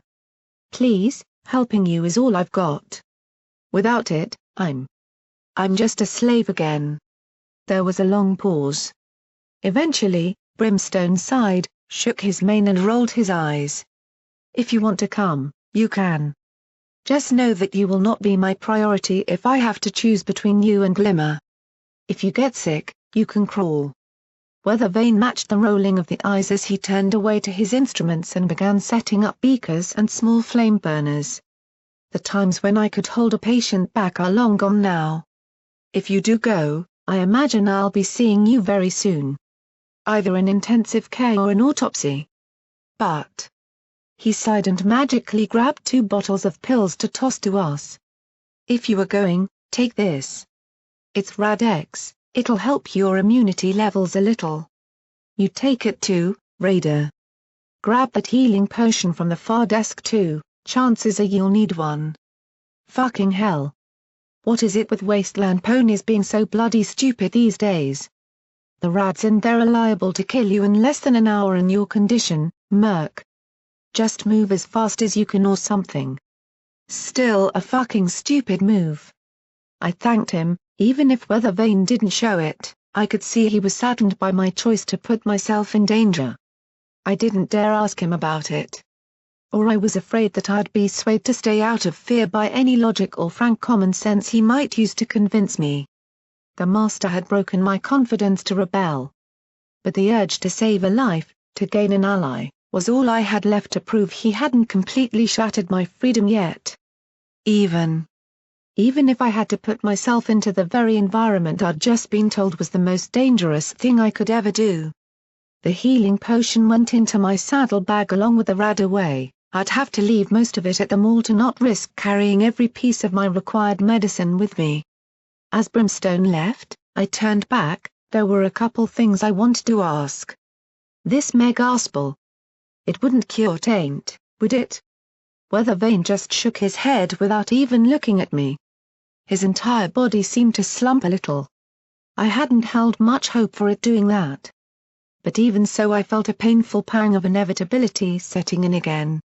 Okay. One more question then, I had to get going. Just for my curiosity. Doctor.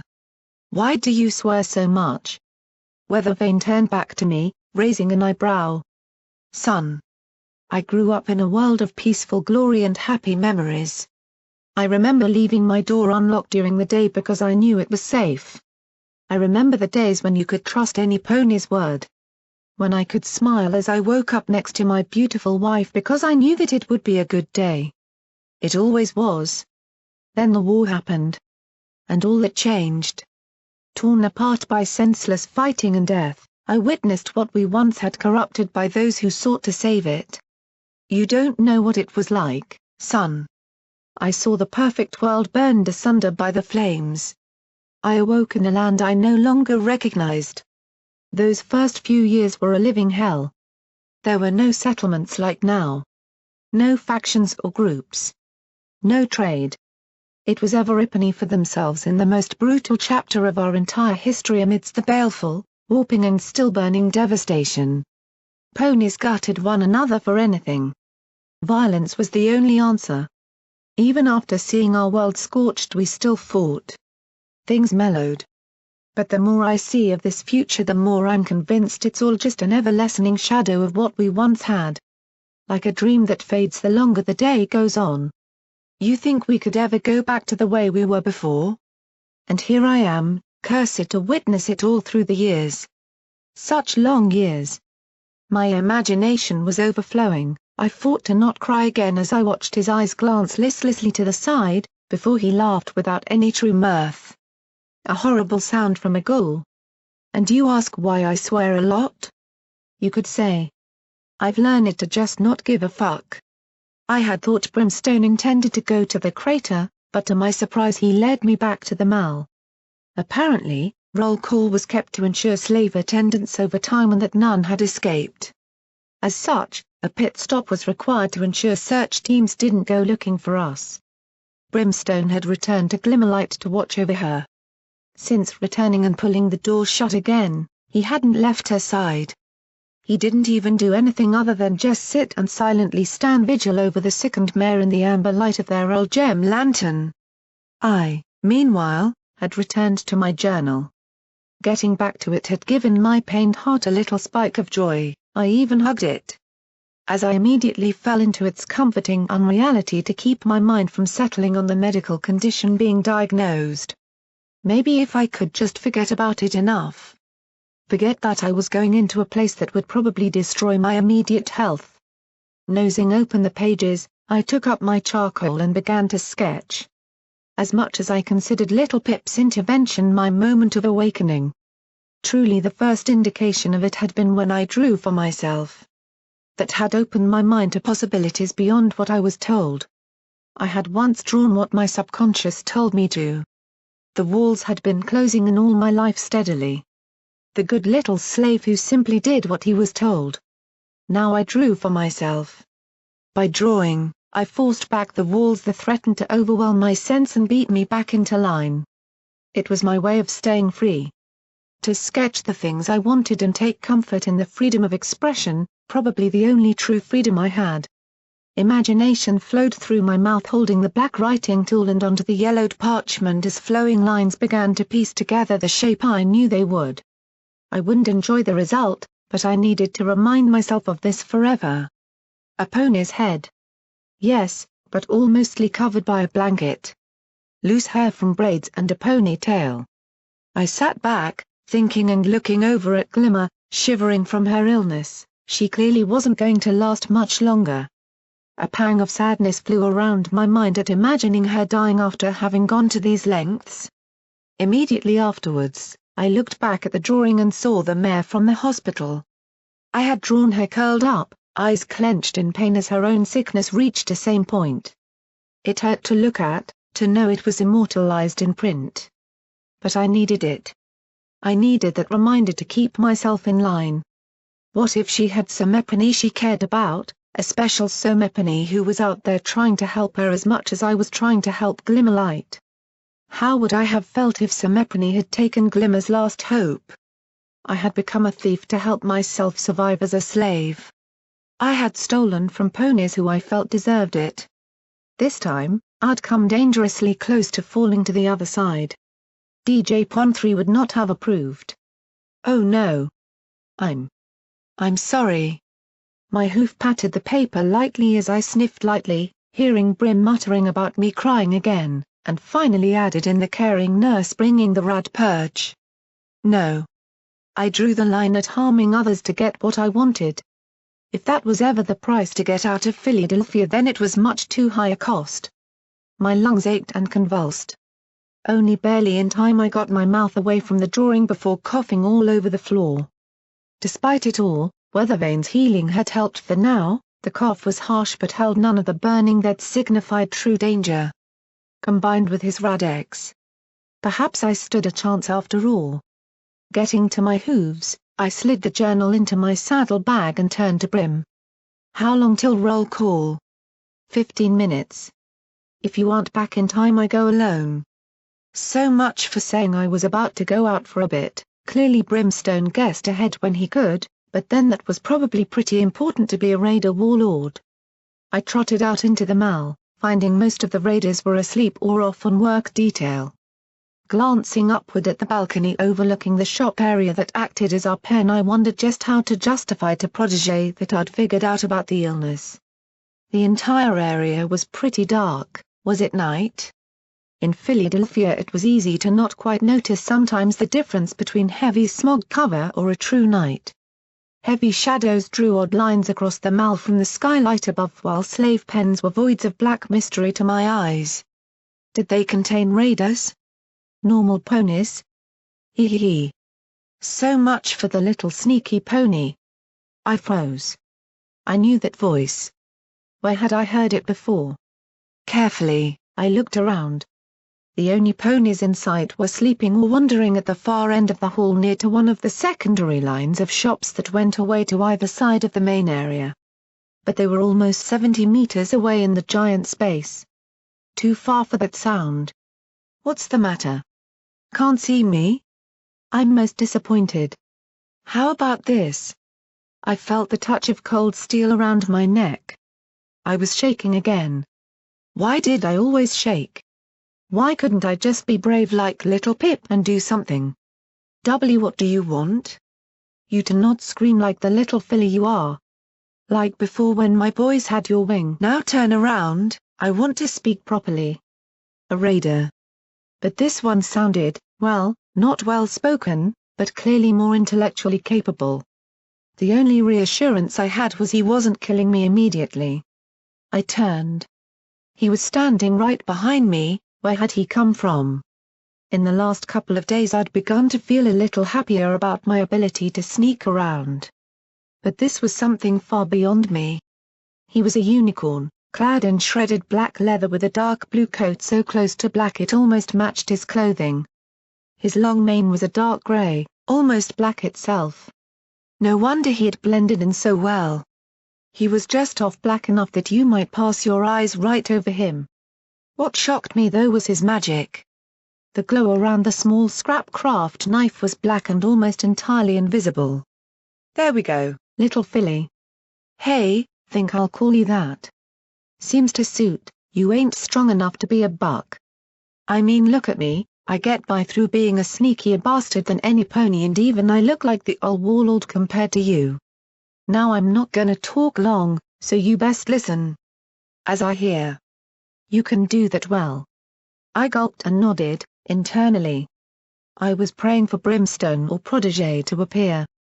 This buck was terrifying me. What was that on his QT mark?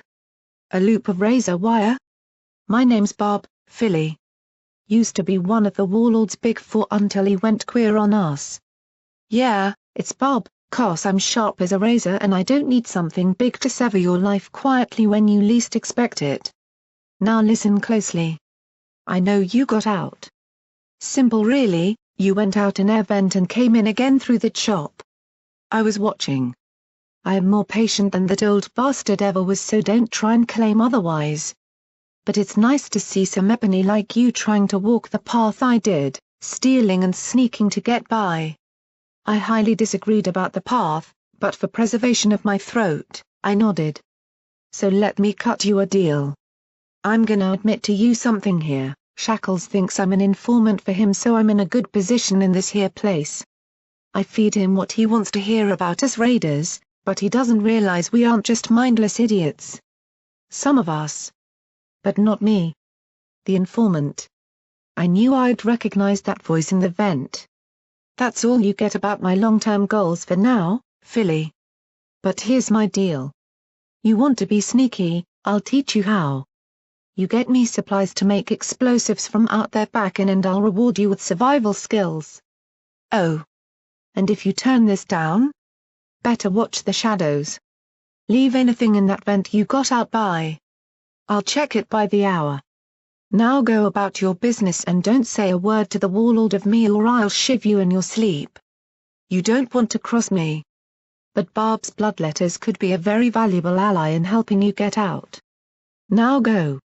Don't look back at me and don't you dare fucking think of turning me down. Shackles may be your true master. But I'm the master of the shadows and I'm the most absolute peer you will ever need to know in our field of talent. I nodded, trying to fight back tears as I tried to process all this. So many ponies wanted some things in Philadelphia. Why did they keep demanding it of me?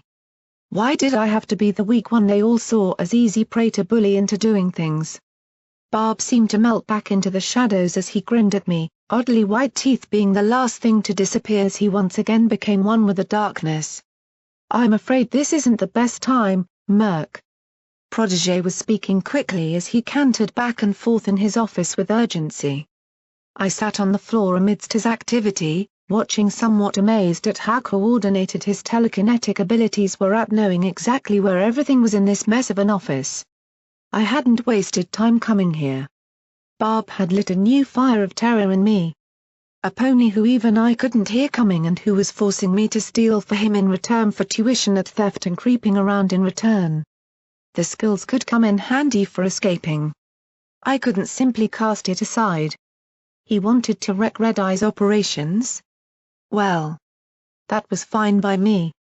If I learned how to sneak by the wall in return, that was fine too. But he was one of Brimstone's old raiders. I hadn't known how honest he was. So I had galloped toward Protégé's office as fast as I could, sticking to well-lit areas. It hadn't been hard to get to him. The guards had standing orders to allow me through and escort me to his office any time I wished. But after knocking and entering, I had found the curious slave master in the middle of packing materials and loading ammunition into his revolver even while he skimmed a book with his eyes in front of his face. Looking around, I could swear that even in the hours since I'd been here every single book had changed places. I'm sorry, master, I'll be going then, I stammered. Disappointment struck me as I turned to exit. Perhaps I'd try back later on. I said it isn't the best time, he continued, not that you had to leave. However, I will be going in a few minutes. I've received an urgent message from Master Red Eye requiring my immediate attention. I looked at the revolver as the scope cover slotted into place and it floated to his foreleg holster. He was wearing the battle barding that had once sat on the hook and loading 2 saddlebags full of Radaway, medical potions, ammo and, of course, a book. Why? What's going on? Protégé stopped for a few seconds to look at me with a hard glance. Despite his politeness, there was an edge to him. I was seeing a hardline mentality setting in as he prepared for something. It looked like he was deciding whether or not I should know, before finally resuming his packing. I told you of Master Red Eye's children, the foals he cares for in their hundreds within Philadelphia and abroad. One of them has went missing, a small filly by the name of Starshine Melody. A lovely little foal, really, very curious. Possibly too curious. She ran off to see the sights as her bunkmate said. She was last seen around the edge of the crater, so as you can imagine, Master Red Eye is greatly concerned for her safety. He's called in every pony he can trust with kids to hunt for her. For all my hatred of Red Eye, that was something I could agree with. In the past, foals had often been the only ones to not look upon me and my wings harshly. They were innocent of the prejudice they would later gain. As a result, I felt quite strongly about them being protected. Here. Seemingly without extra effort, a small piece of paper slipped from his armored saddlebag and floated across before me. It held a picture of a little light grey filly with a well-kept and groomed white mane. It seemed to have been cut from a larger image. I could see others around her like some sort of group photo. Master Red Eye insisted we test the recovered photographic technology on the class, let them see where they came from in the future. He claimed that having a sense of historic progression is essential to rebuilding our spirit as well as physical world. I had that section cut out to help track her down. She looked impossibly innocent for a world such as this. I began to see why Protégé has so much respect for this angle of red eyes. They looked clean, well-fed and intelligent. Sitting there smiling brightly with a childish joy. Starshine Melody in particular had a big jolly and somewhat cheeky grin. I began to feel my own worries for her safety tug at my heart. I hope she is all right. I'll keep an eye out for her. Protégé stopped immediately, rounding on me. I'm sorry, Murk. What was he? Crap. I mean. As in if I'm ever nearby to the area. You know? I grinned as wide as I could, trying to shrug. Like. With the slave work and. You know. Stuff? Protégé didn't look too convinced, but his haste to make tracks led him to apparently cast his doubts aside as trivial for now. Trotting toward the door, he signaled me to follow as he closed it behind him. My apologies if you could not broach your own topic of conversation, Murk. I assure you, I shall try to find some time to talk to you. I am glad to see you're looking healthier than when I first met you. Yeah. Look a little deeper. He began to canter down the corridor. Not knowing what else to really do, I followed him until my own corner back to the shop's levels. In the darkened night, they were scarcely lit only by an ambient red hue through the boarded-up windows. Protégé didn't even stop at the junction between the entrance and the shop area, kicking up centuries-old dust in his wake that continued to swirl in the airless corridor long after he was gone. Good luck, Master. Thank you, Murk. Good day. Rajni. He accelerated into a gallop as I saw his associate and bodyguard come bounding down another of the concrete hallways and join him. Watching them go, I sighed and turned to head back to the mall. I should have known. Protégé was gone. Who else was going to take roll call? I had made it to the ground floor, heading for the cage door when I heard his heavy tread approaching. Never mind here. I felt him approaching. Like my mane and back tingling with fear within mere proximity. No, I needed to get back to Brimstone, right the hell now.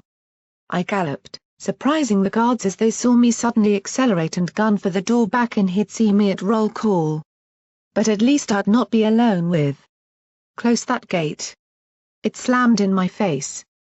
Slapping to the ground, I quickly threw myself at it, pounding at the cage bars and trying to pull it open. Oh goddesses please, I didn't want to turn around, I didn't want to acknowledge he existed.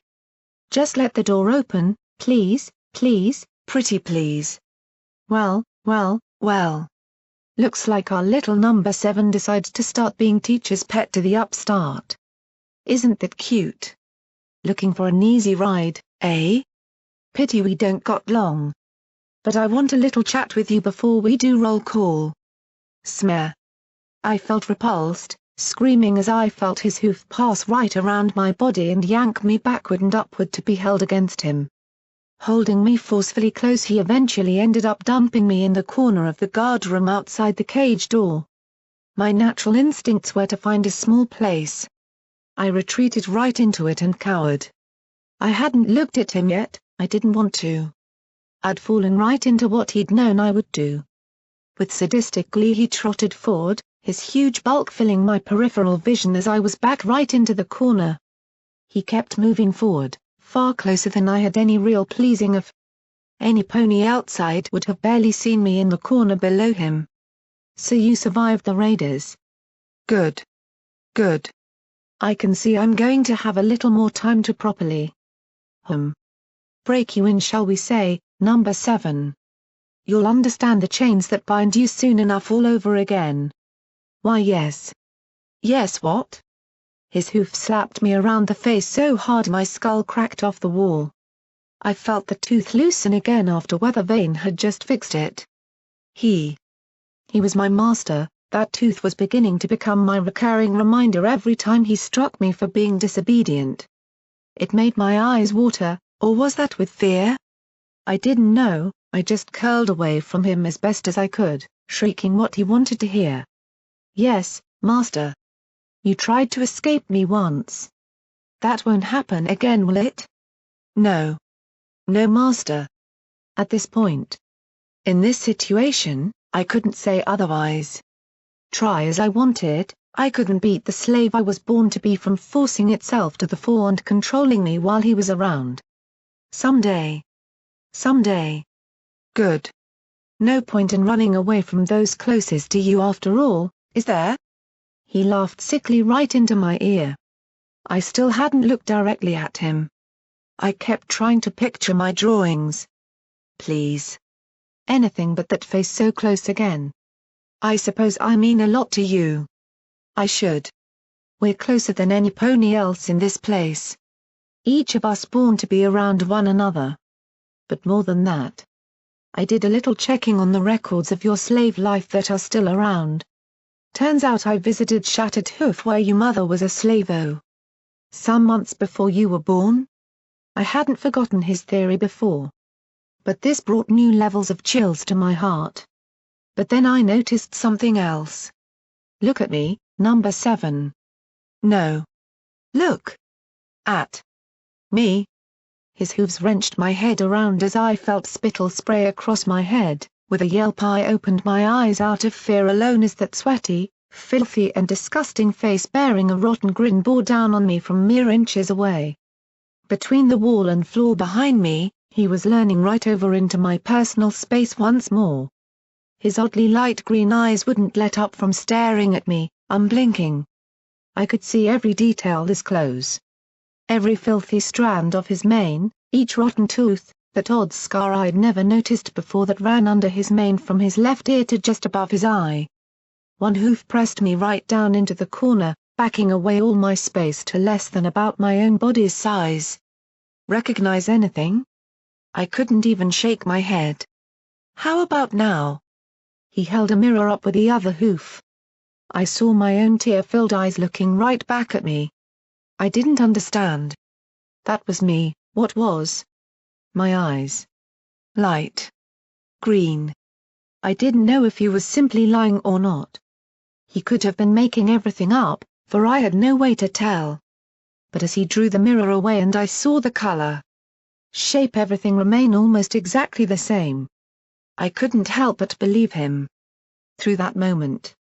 Through him laughing in my face and roughly hurling me back in the shop pen, I had to force myself to believe he was lying. I had to.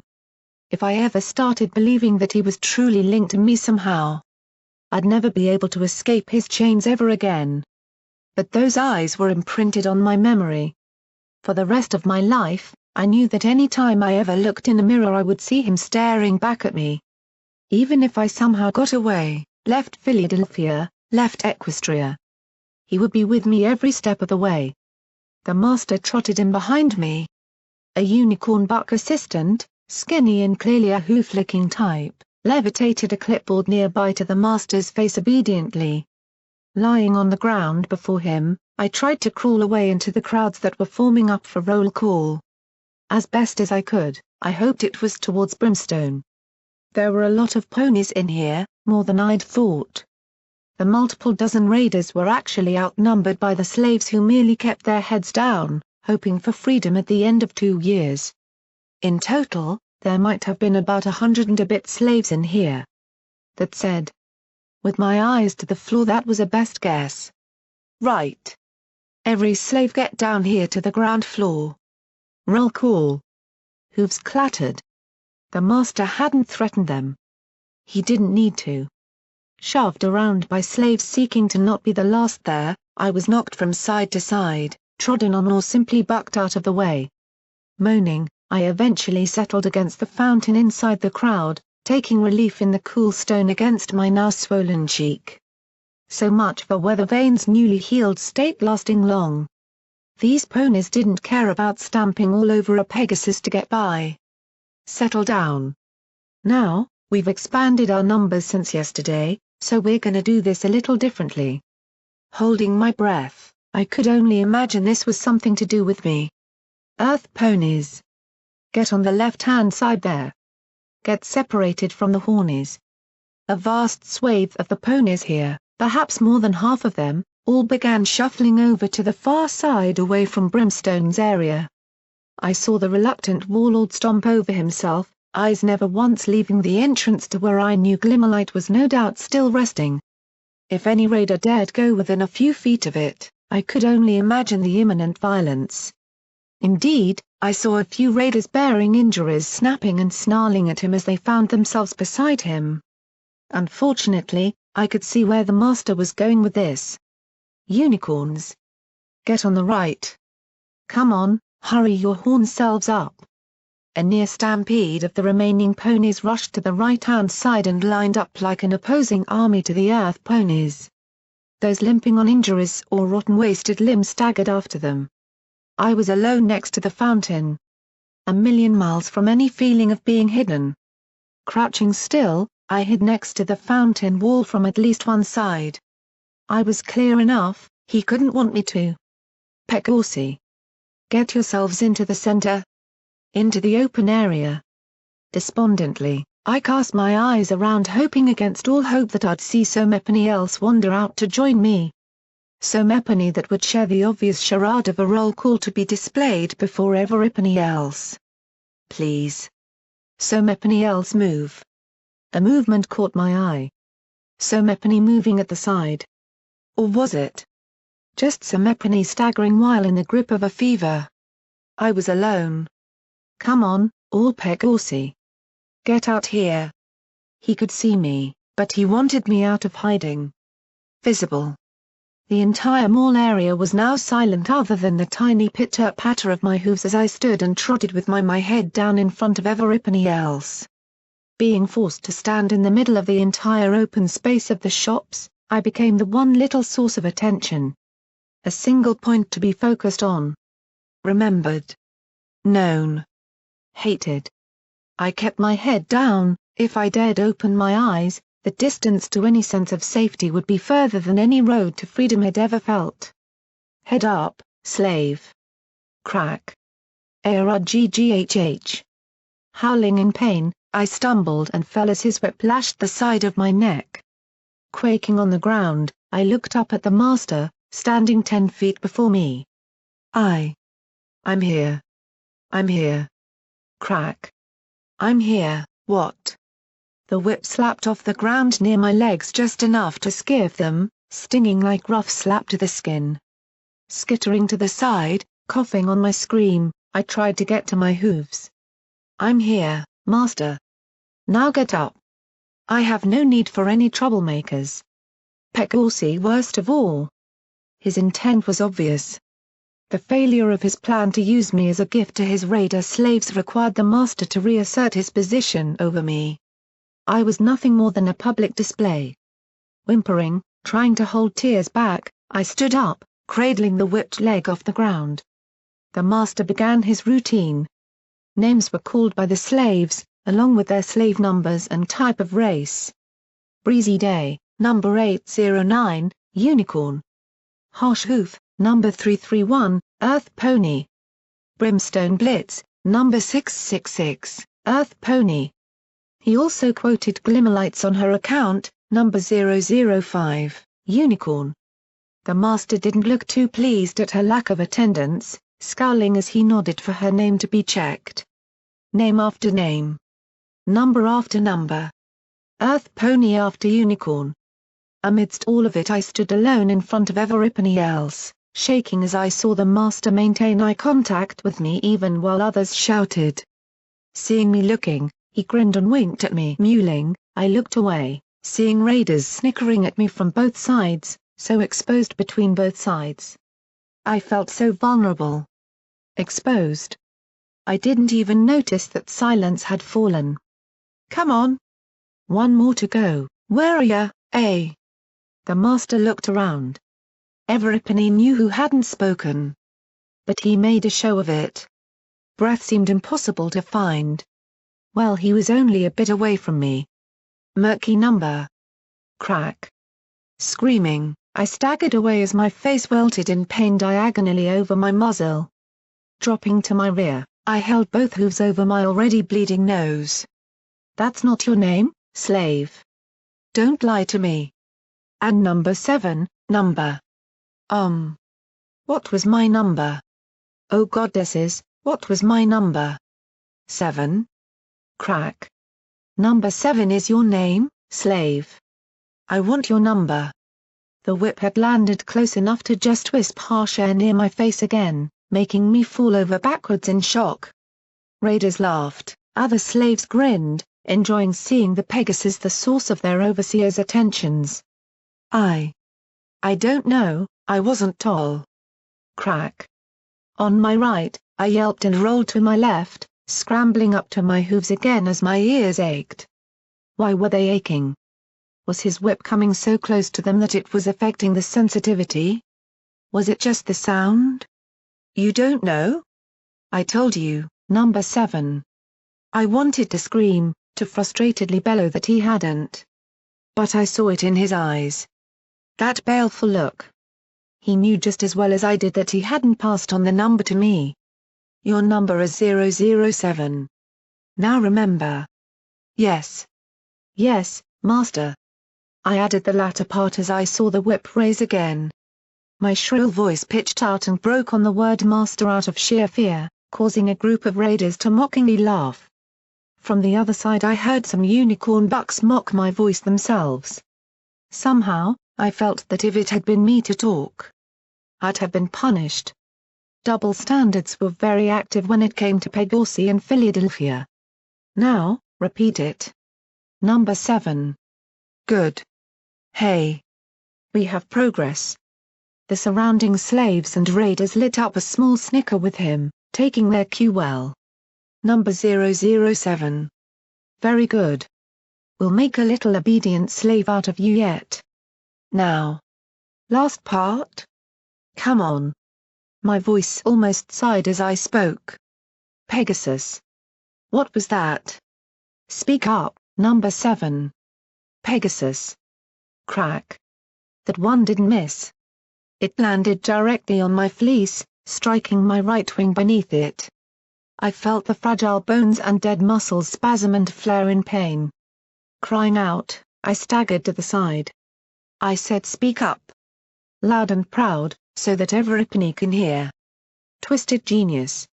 Loud and proud, the feeling many people had about Pegasus' attitudes. Arrogant and self-centered. The master. He knew exactly what he was doing to me. I took a breath, the whip looking all too likely if I didn't. Tears in my eyes, I closed them and shouted to the skies above. The ones that would never hear me to answer or come down to aid the one Pegasus it had lost. Number 7. Number 007. Pegasus. Master. He mockingly looked impressed, before grinning and chuckling. You. How proud you are, eh? Well. Get used to being down amongst us land lovers here, slave. Back to your dwellings. All of you. The slaves moved.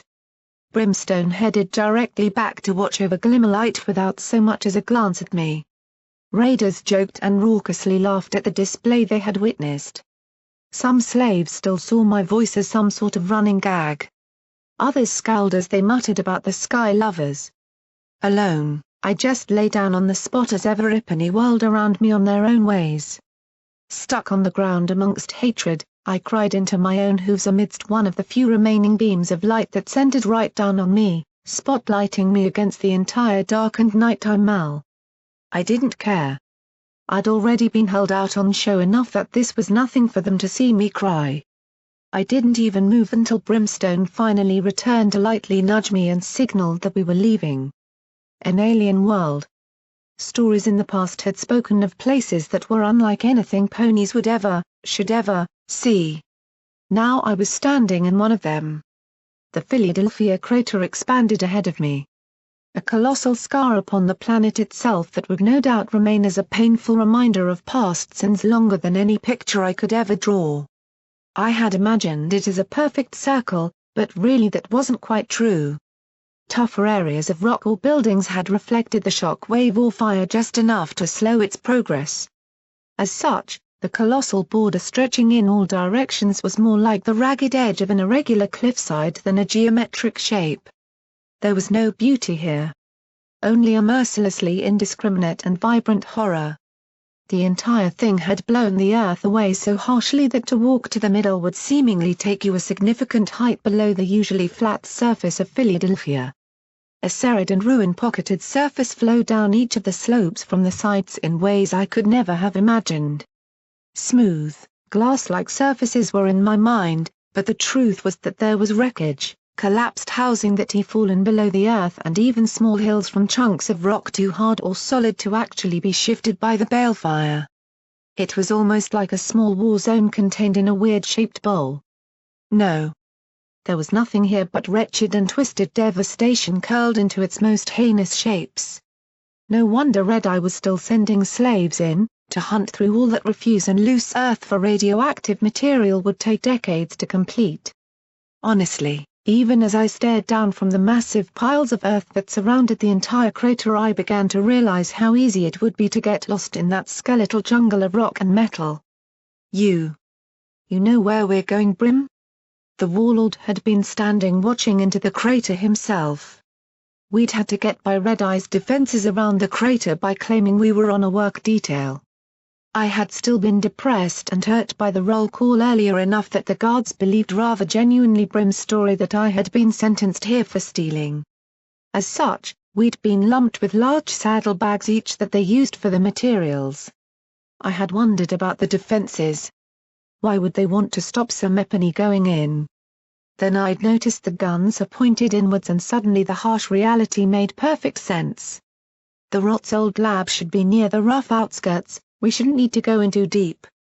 He said to look for an angular metal shaft that would probably still have survived at that depth. Keep your eyes peeled, Murk.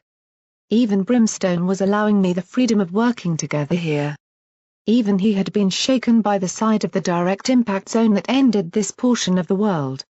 Alongside us we saw ponies retching and coughing with radiation sickness that even outstripped my own wandering into the crater for their work. They almost looked ghoul-like. Their very flesh seemed to sag and hair was coming off in patches. Very quickly I realized how glad I was Weather Vane had treated me before leaving. And for his Radex. According to him, I'd have about half an hour before I started to feel it. Hopefully enough time to get back to him. Approaching an hour would be death. Assuming I didn't encounter any higher radiation areas in the process. Come along, Murk. No sense in hanging around with this much radioactivity in the air. He clambered over the earthworks and dropped down the slope with the rugged capabilities of a pony that was born to the wasteland's troubles. My own descent, delayed until I could push myself to take that last step, was somewhat less capable as I hopped, floundered, fell and promptly rolled down the remainder before coming to a halt upside down, half buried in the earth. It was dry and almost warm, like a heavy sand with absolutely no real tension around me.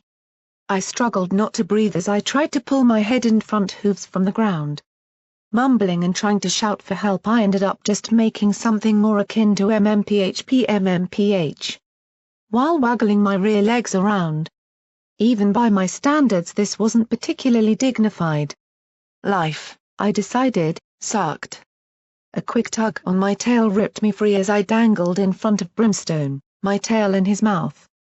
Swinging back and forth like a pendulum, gasping for air and spitting out mounds of foul-tasting dry dirt, I eventually sighed as I grasped how hard this was going to be. There was absolutely no way to move other than to plow through the loose earth that had been chopped up by the balefire and shockwave. Ugh.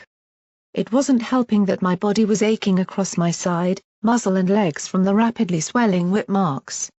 Perhaps if I could. Yargh. He dropped me. Landing sideways, I flailed around until I managed to force myself up. No wonder so many ponies got irradiated here.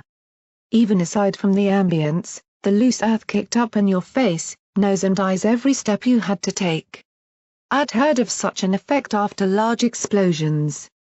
Like a loose earth problem, but how did the ground remain this way after 200 years?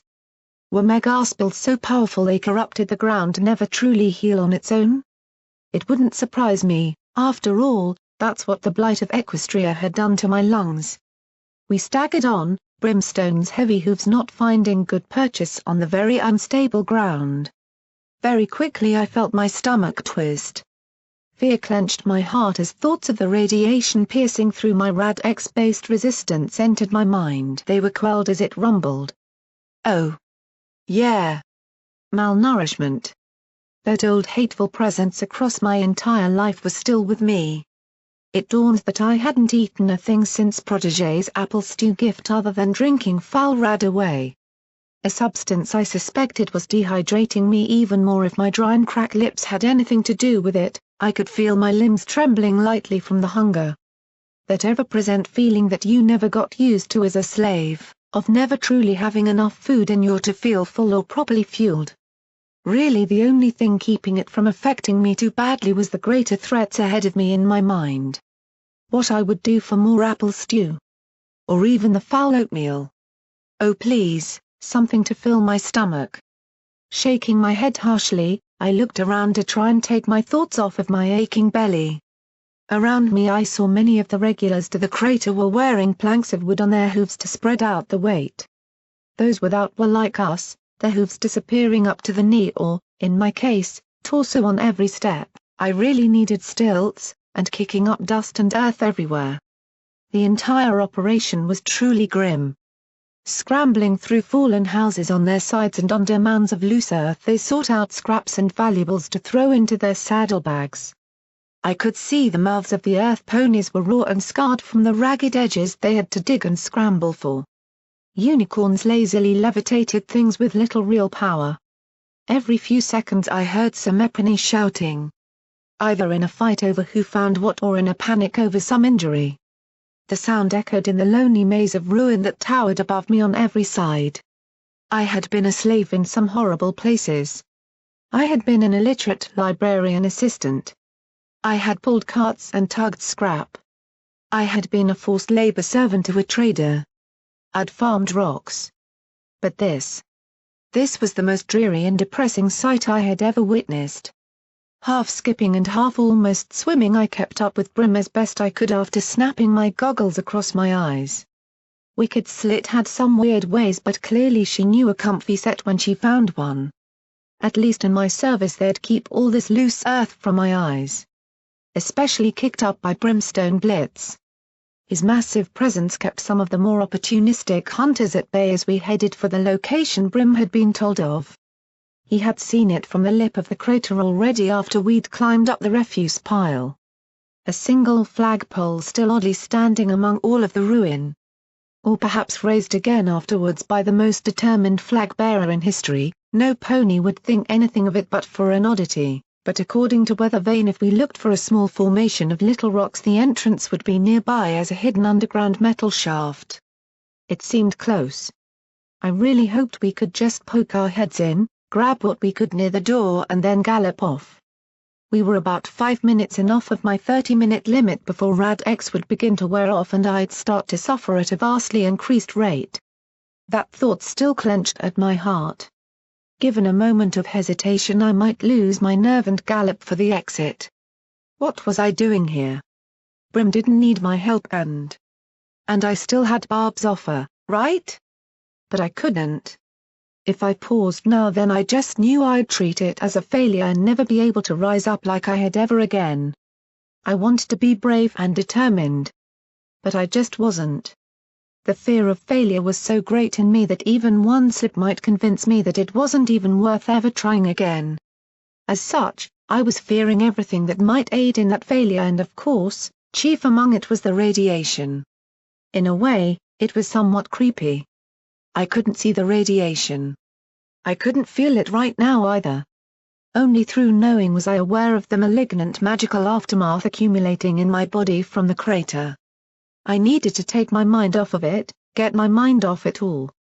Perhaps Brimstone would be open to conversation? Truly I had reached the end of things available to help distract me if that was my option. Brim? Well. It was a start. When we first met, I thought you were escaping. Did you honestly just run back to your pen? To Protégé?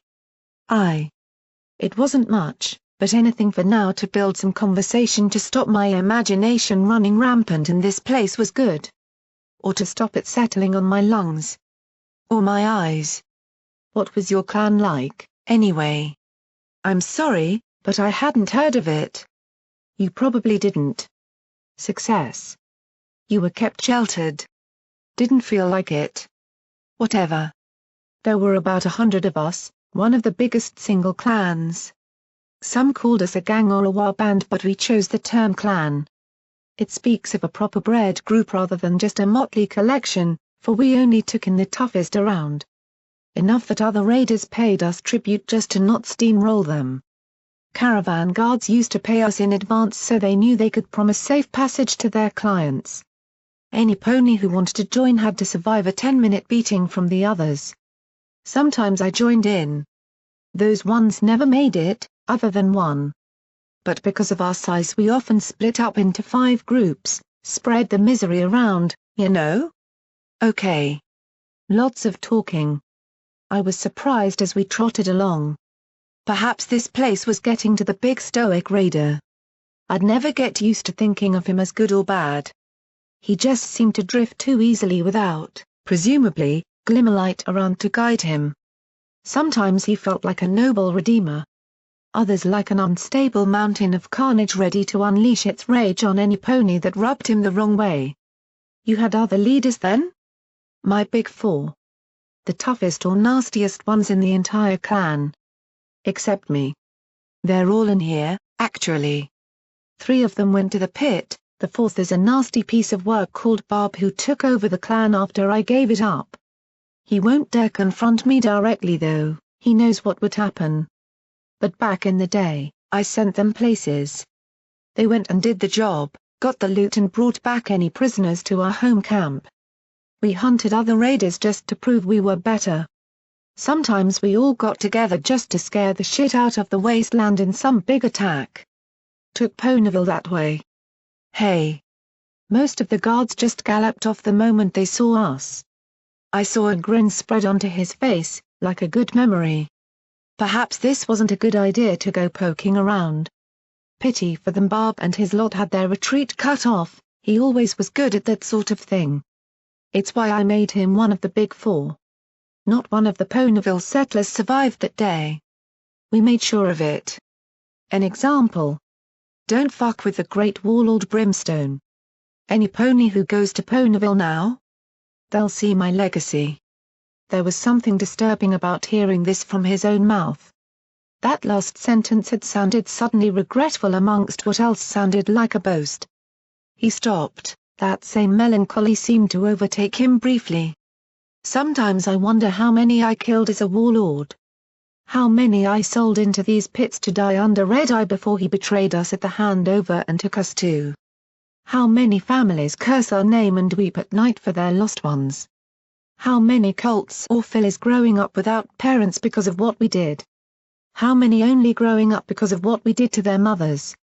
Brimstone stopped, turning toward me. It looked like he was having trouble knowing how to emote something. Makes you wonder what history will see of us. Will they remember the warlord or the repenter? Or just, fuck it.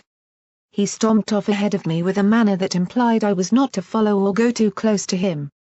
Somehow, I got the feeling I'd stumbled on a side of him I shouldn't have seen. I'd seen him angry plenty of times. I'd seen him show regret or a more melancholic side before too. But that time he had honestly seemed, well, upset. Get away.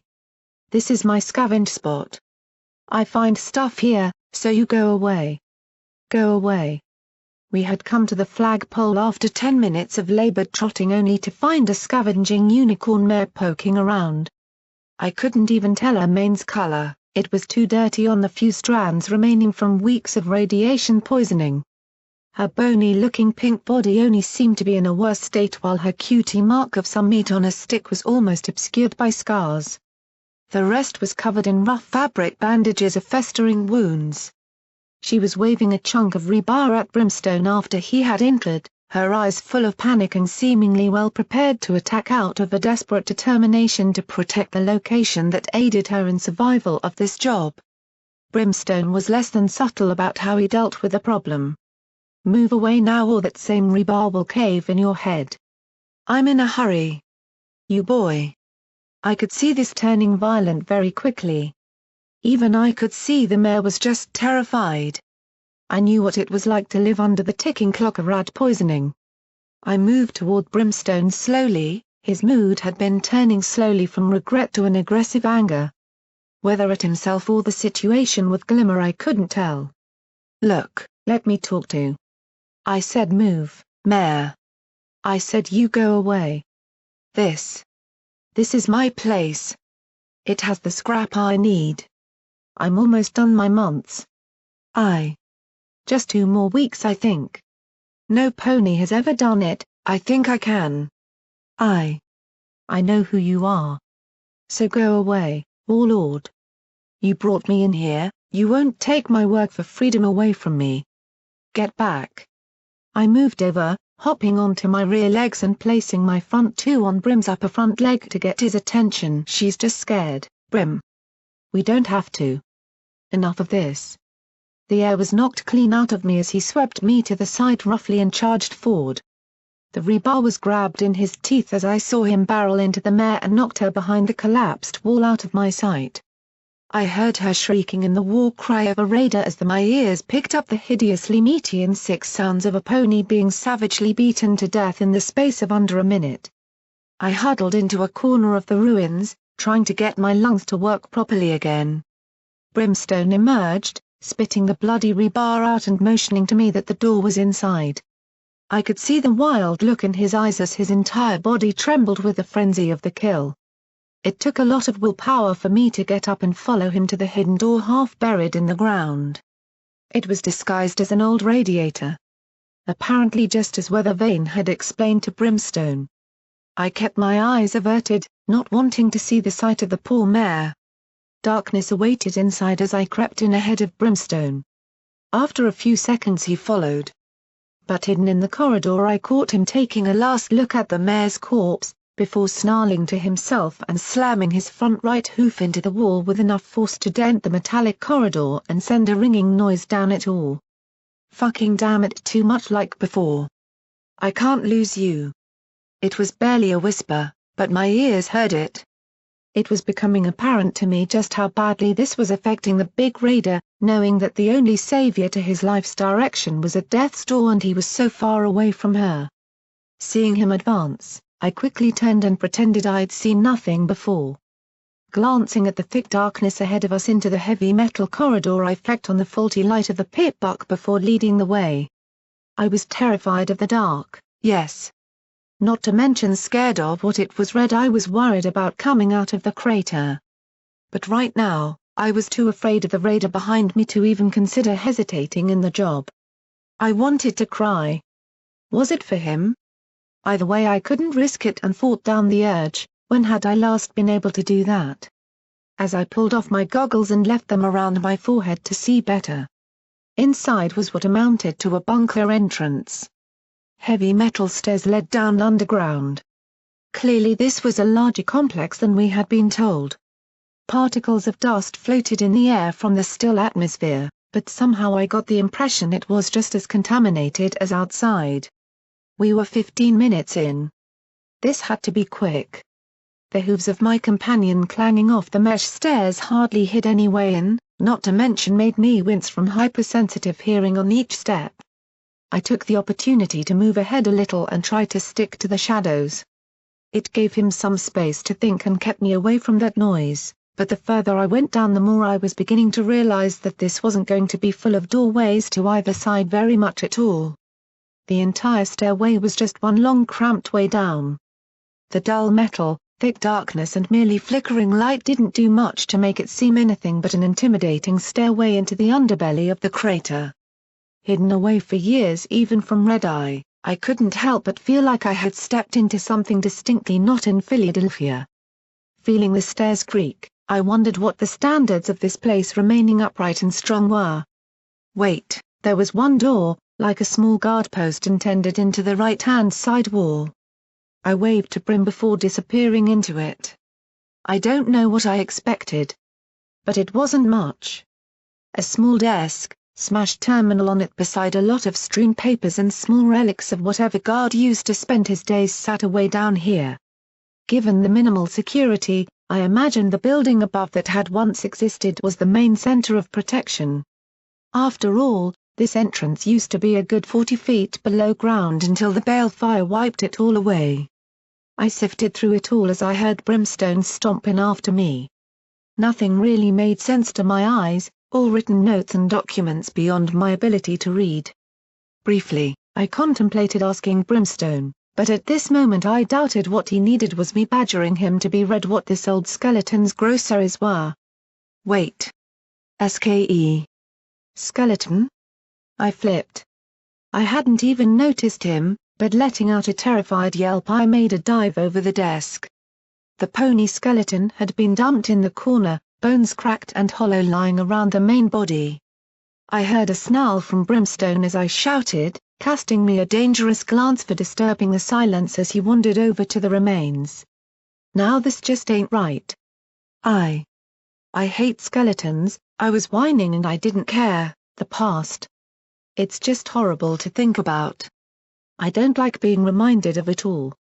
I see him or her and then I see a few things on a desk and I just can't help putting it all together. These ponies died as they saw their world come apart around them. Brimstone snorted and poked at the desk, before rotating a small picture. On it was a montage of 6 images stapled together. Each showed a buck standing with a toothy grin beside a mare. Wait. Weren't those the same ones on the banners in the mall? Yes. Yes they were. Pinky was there, her eyes staring at an odd angle out of frame. Right at me from the way Brimstone was holding it. I shivered at the uncanny coincidence before he pulled her glaring eyes away. I could swear they followed me as the angle changed. You want the past? This is it. This idiot believed in them, but from all I've heard, discovered and seen, they were the idiots who messed it all up. Put their hooves places they shouldn't, made things that never should be, and meddled in magic and technology ponies never should have touched. I don't know the details. Few ponies do. But at the end of the day, it was under their guidance and leadership that the world ended. Too optimistic. Too stupid. The world wasn't the perfect paradise you see, Murk. These ponies ruined it with their so-called ministries. I could see the remainder. One was clearly the rainbow dash that Weathervane had mentioned. I saw the medical poster one too, but with that pink mane and innocent look, surprised at the buck grinning for a photo with her. How could she have caused anything? I surmised that perhaps the others just did things, Pinky probably. That yellow and pink one was too nice looking to do anything, I was sure of it. That buck really loved them, didn't he? Foolish idiot. But that isn't him lying here. His back hoof tapped the skeleton, nudging the skull to fall to the floor. I winced, before turning back to the raider. He nodded at the skeleton. That's fresh. No cobwebs, no mold. So Mepony died down here within a week or so. Wasn't rat poisoning before you go on that theory. I blinked as he wandered out of the room. Why? What tells you that? Rat poisoning doesn't crack your bones in two for marrow, Murk. I felt every hair on my neck stand on end as the shattered leg bones suddenly made horrifying sense. Backing away into the corridor, I averted my eyes and shook as I leaned on the wall. I might have cried for them, but my attention was instead drawn by an all too familiar sound. Beep. I was getting used to it. I didn't jump or even squeal from the sudden noise. Well, perhaps a little hop. And maybe a squeak. Beep. Brimstone's harsh glance looked accusingly at me as my pit buck began to blip and beep. I'd turn off the sound. How on Equestria had that dial turned around again? Was it on automatic? Sighing, I turned it back down to a level only I might hear what the apparent automated audio diary had to say. Huh. Sundial scores. Hey. Sorry, want to try opening one of these things a little excitedly. Oh boy, is that gonna sound embarrassing when I listen back to it. I couldn't stifle a giggle.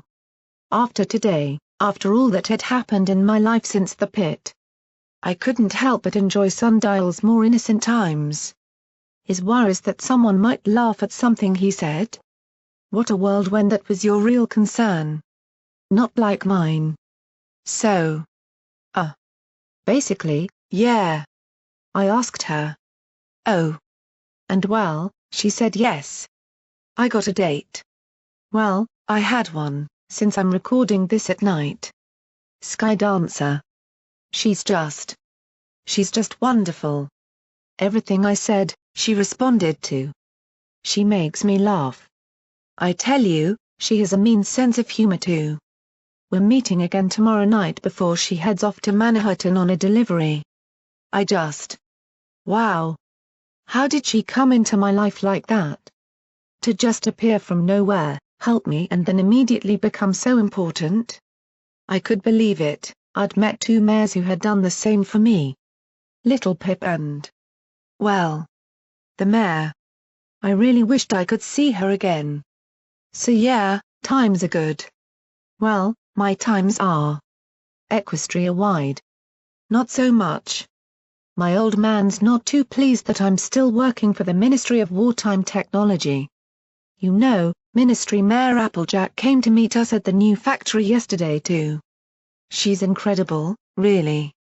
Totally on our side, aiming to have us make more armor than weapons and even hinting that we may get to work on some new project soon. I could have sworn she looked a little upset as she spoke of it being made to protect the ponies from having to die like. Yeah. I had guessed it was about her brother. Big damn hero, that stallion. But I've signed up to the work. Longer hours, sure. But a higher pay and I get to protect ponies. These ministries aren't so bad, really. They do want to help us, I don't believe what they all say quietly about them. Although Pinkie Pie is kinda freaky, a little grating to see everywhere you go. Hey. She even sent me a handwritten birthday card this year. Nice but, well, weird. Conflicting reports. But between a lovely young buck in Equestria of old and a borderline psychotic raider trying to drop the habit of anger and killing, I knew who I would trust to believe. Although, I sent Sundial and I would agree mightily on the merits of being watched forever by Pinkie Pie. And just to end off, I kinda need this higher pay. I've decided to start saving now. If Skydancer and I become a, you know, thing? Well, so Mepany has to be able to pay for a second stable ticket, right? Okay, night shift time, wow I'm properly happy. Hopefully all this war business blows over and Skydancer and I can just spend time. Well, I'll see you later. Alright, that just sounds weird every time, what should I say though? Beats me. Ugh. Damn it, I forgot to talk about my cutie mark again. I promise. I'll get to that next time. So. Yeah, Happy Sundial signing off. Bye-bye. Bye. What was that? My eyes shot upwards. I'd been following Brimstone further down into the complex without even really realizing. Oh. Nothing. Just me being weird I guess. Brimstone seemed to take that as a satisfactory conclusion, hey wait. And turned back to what was in front of us. The complex had opened out into a room lit by a single almost non-functional strobe light above. It was pretty big, stretching perhaps 10 feet upwards and about 15 to the other end where a huge metallic door was clearly locked shut up a flight of mesh stairs. All around us there were vents in the floor, long since disabled no doubt. But my eyes were instead drawn to the way it was decorated. Little slips of paper covered the walls and floor. Were they pamphlets? Tribal designs were haphazardly coated on the walls. I recognized them. They were like Brimstone blitzes. Zebra war paint designs, I chose them to scare other ponies. But this. He leaned closer, reading the words of a slip of paper. It says, "The Blessed Children of the Striped Way." Well. There's a mouthful. What the hell is this? Zebra cults under Philadelphia? I honestly hadn't got a clue to even answer. But even as I stood up I jumped on hearing a light scuffing nearby. What was that? Where did it come from? I backed off toward the door in fright as my eyes ran from side to side. Where had that noise come from? Murk? What's wrong? Something. In here. I heard another. And another. Little dry shifts of material on metal. Then clicks. I knew that sound. I'd had enough of them pointed at me over the years to scare me. Safety catches on firearms. But. Below. Brim, watch out! The vents. I was almost too late. The first vent erupted open in a burst of dry air as a black and white rotten figure hauled itself up from the duct beneath it. Ghouls. Brimstone was just adjacent to it. If I hadn't shouted, they may have got him. But forewarned, his back left lashed out and kicked the vent right back down on its hinges so hard it left a dent as the lid crashed down on the occupant. A sickening crunch of metal colliding with flesh and bone dulled as the vent slammed shut again. It wasn't enough, all around us more were popping up. They weren't zebras. I could see them clearly, ghoul ponies painted in zebra stripes over their barding and weaponry. Clambering from the holes in an ambush, they completely surrounded us. Behind me I heard a crash as wall panels ripped out and two more galloped down the hall at me. Hideous dry war cries filled the chamber. Brimstone either didn't notice or didn't care for all the intimidation as he hurled himself at the nearest ones. One front hoof roughly knocked a pistol from the magical grip of a unicorn while he threw his entire weight on one that was half clambered out. Flattening it, his hooves beat the first ghoul's head off the ground twice before a quick twist hurled the unconscious body at his comrades. Three more fell as they attempted to cluster together for a charge. A shotgun roared. I saw a zebra-colored ghoul collapse against the wall as Brim threw him in the path of the shot. Struggling to sort his aim from the massive recoil, the ghoul was bucked square in the chest into the wall where he lay silent. There was nothing I could do. I ran. In these places, with no way out, I did what I had always done. Found a corner and curled up. Gunfire roared. How they missed Brimstone was beyond me, or was he just that good that he had known when to dodge behind some wounded ghouls? He was using the cramped inside arena and their thick numbers against them, even as his colossal size allowed him to simply pound any pony he met into the ground with unyielding force. But that same size was his weakness. It didn't take them long to figure it out before I heard the carefully aimed shotgun blast. I wanted to scream. But as I saw the mighty raider rock to the side and grunt in pain before staggering into the wall, I knew it was over. Blood flowed from his side where buckshot had split open a dozen wounds. The ghoul took aim to finish it. A flare of green magic flew across the chamber, striking the ceiling and casting everything in a bright haze. Under a trickling of molten metal from the searing wound in the roof, the ghouls turned in shock before backing off immediately. I had just screamed and hit the floor. Whatever that was one intense weapon. Stay your judgment, my children. A ghoul. A unicorn buck by the looks of it, bearing black and white robes. Straggly dyed white hair fell in single strands from his head. Held in his magic was an ornate yet rusted and old magical energy pistol that looked like it could incinerate a Brahmin in a single shot. As every ghoul in the chamber bowed to him, I galloped over to Brim before realizing. What could I really do? His front right was badly wounded to the point where he could do little but limp. With a snort, he cast me away before pushing himself up and swearing colorfully enough to make me blush. How dare he talk about Luna that way? Pilgrims. You approach our sanctuary with strange intent. Tell me, do you bear the signs that shall stay our hand? The ghoul. Priest? What was he? Whatever he was, he moved toward us. I stood between him and Brimstone. Before realizing how pointless that was. We came to find some things for a friend. Things we were told were here, Anti-Ra. Some sort of stuff that helps against rads used in making medicine and some silver bouncy ball. Yup. Definitely a born trader, Murky. The ghouls hissed to themselves as their leader's eyes narrowed, before trotting around me. You speak of heretical relics, little one, he spoke with a raspy voice while waving his glowing horn over me. Ah!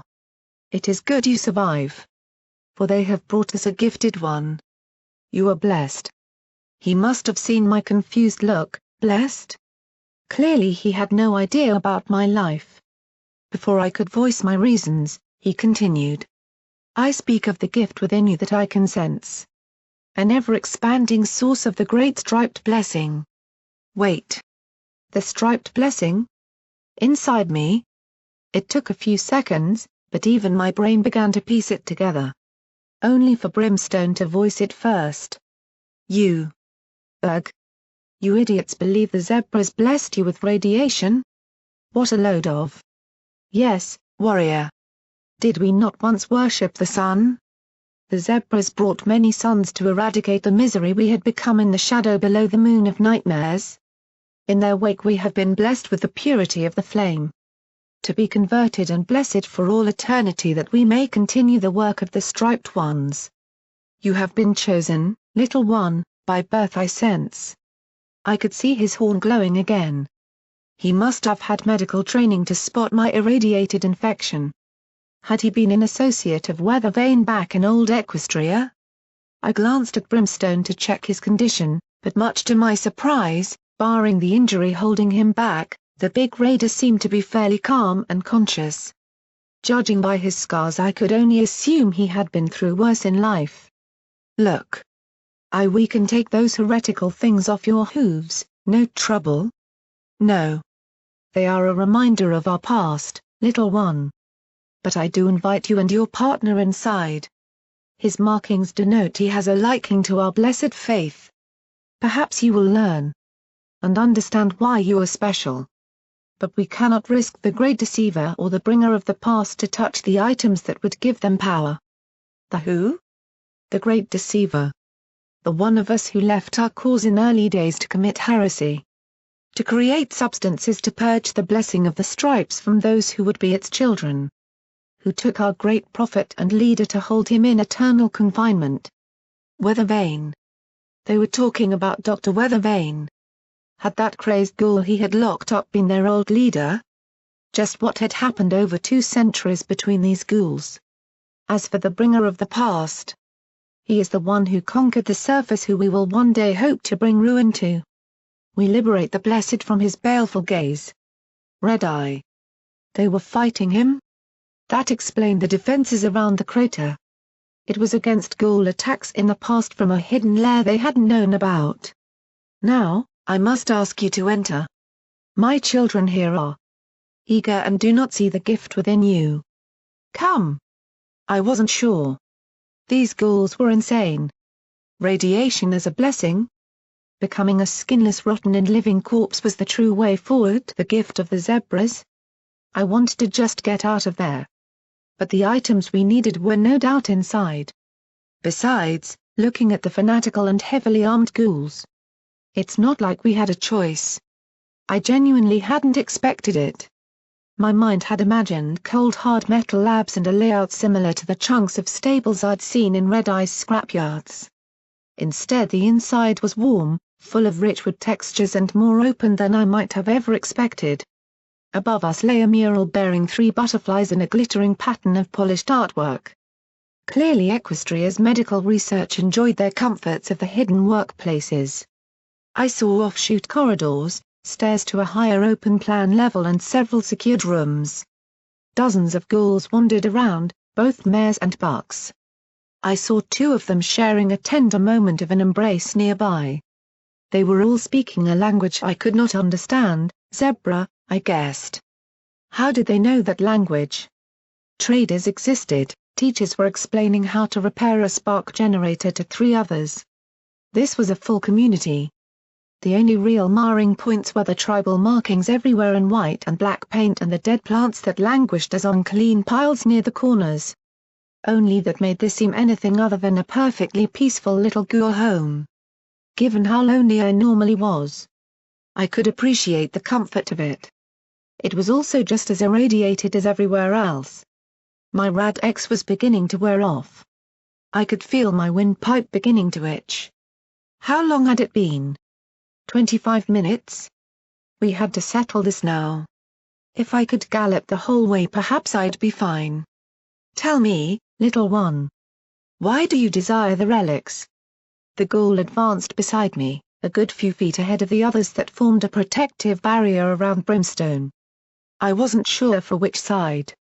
It seemed this leader had taken me as the speaker for us here due to my tainted lung infection. We have a friend. She is dying. My condolences. What of?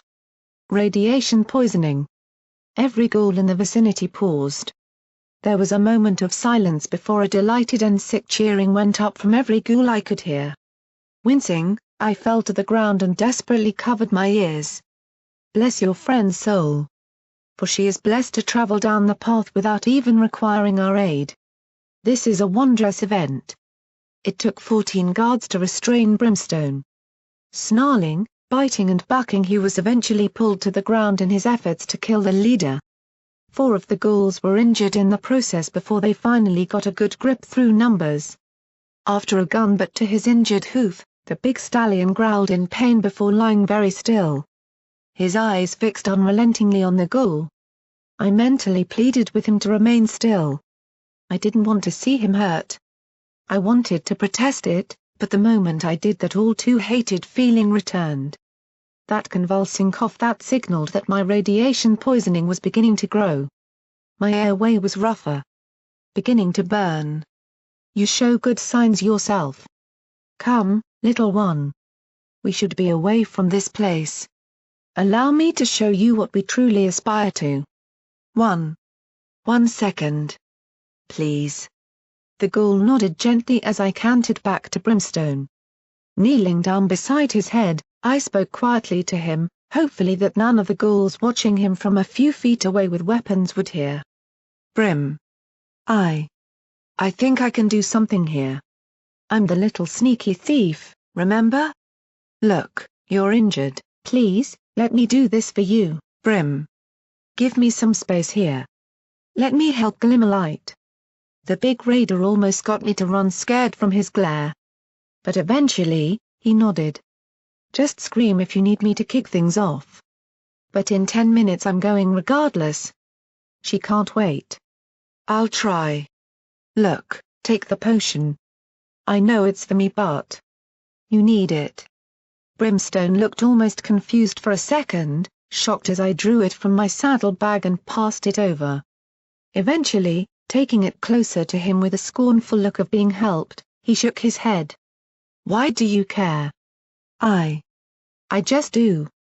I'd want some Mepany to do it for me. He looked about ready to say something, but thought better of it and looked away. Rising to my hooves, I struggled to comprehend the responsibility I'd just given myself. I'd wanted a chance to prove to myself that I wasn't just going to always hide and run away. Greater fears would eat at me in many places. But in this moment, I had to take the chance that perhaps things could go right. That I could still fight for an escape. My name is Magister Heartcare, little one. Yours is Murk. We heard you coming in to lay our prepared defense. Did you not think we would have detection grids? Now, what I am to show you is a home and our most sacred place. In preparation for my question to you. He wasn't lying. Home truly was the word. We passed through corridors that showed sleeping areas, living rooms with musty old cushions for sitting on and chatting, or various shops of scrap or other valuables. It wasn't large, perhaps 50 ghouls according to Heartcare. I guessed it was from his old medical profession, but it felt oddly safe and secure. I quite envied them. This is our weapons armory, an unfortunate stance that we must kill those who would seek to harm us. You are lucky I saw you for what you are. A potential convert blessed by radiation. Someday these will be the tools to bring about the revolution in the name of the striped blessing. I was taken into a cramped old room with a single workbench in the middle surrounded by rows of stuffed shelves. I saw firearms of all shapes and sizes. Including a few. Oh my gosh. Battle saddles. The Magister seemed to chuckle in amusement as I hopped to and fro, handling and looking at them all. That was it. Sign me up. They had ones that could fit 4 small guns, 2 big guns and even ones for big single-barrel artillery. All the handles. The gears. They were amazing. I wanted to try them on. I'd have to draw myself in one later. I see you enjoy our stocks, Murk. We have learned over the many years what kinds to keep and which to throw away. For example. He floated his magical energy pistol out, checking the battery slot as he did so. I watched the little release slide cause the housing to retract and expose the internals alongside the battery itself that acted as, I presumed, a magazine for shots. Pleased that it was still holding charge from the shot earlier, he closed the slide. Surprisingly, he drifted it near me. Staring at it, I noticed him nod for me to take the pistol. Do feel the weight, Murk. Understand we care for our things. Of course, I also wish to show that I trust you to not do harm. I want to know you as one of my people. That is the first step to any companionship, is it not? Trust. I wouldn't really know. I'd never been able to fully trust any pony other than the truths that DJ Pon3 spoke of. I reached forward, biting the grip in my mouth and immediately overcompensating. The energy pistol was light.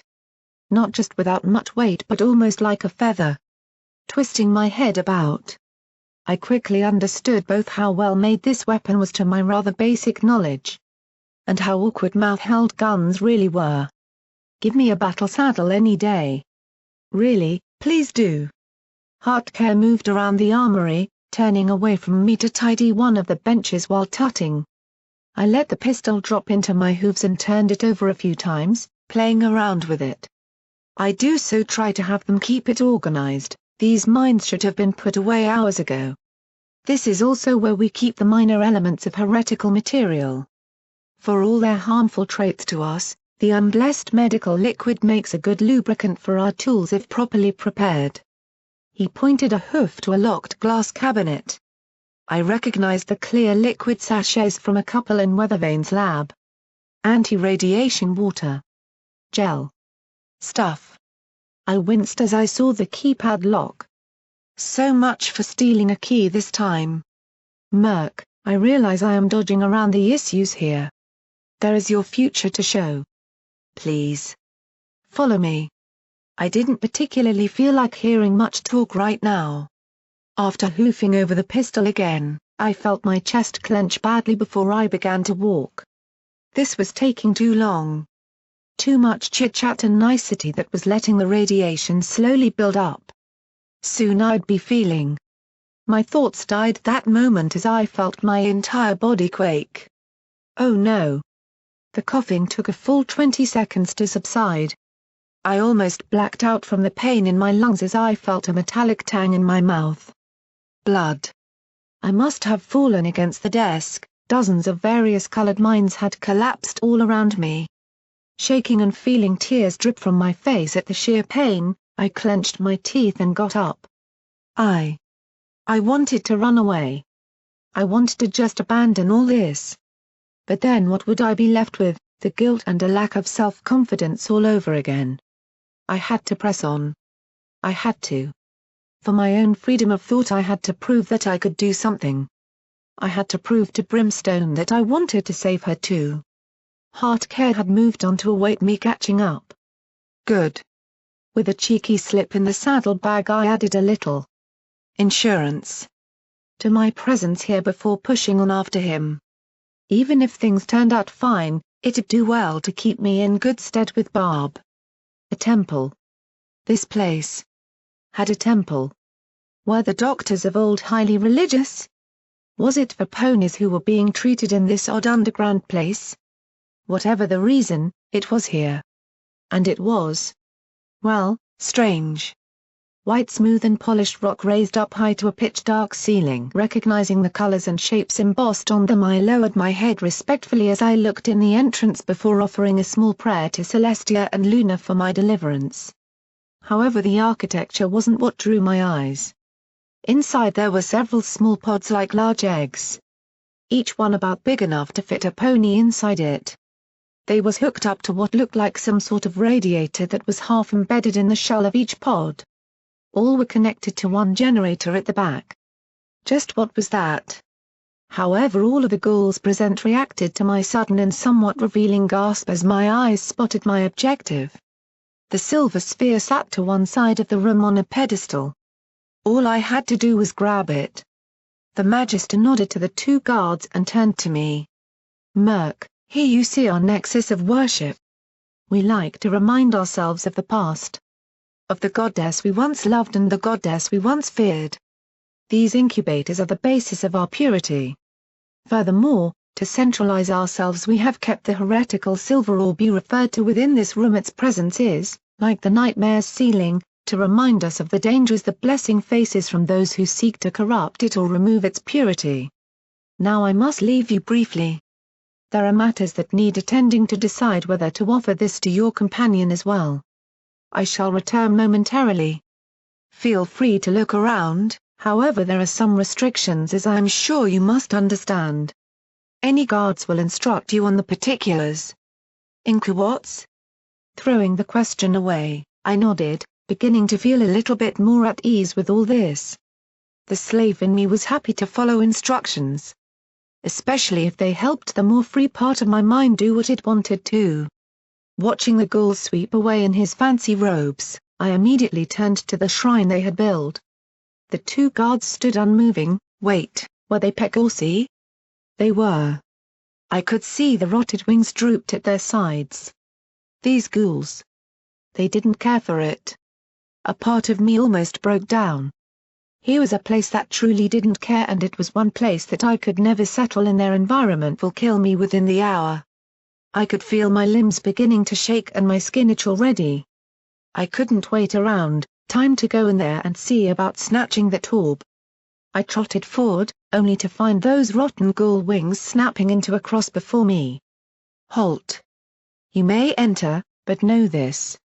The unconverted within may not leave."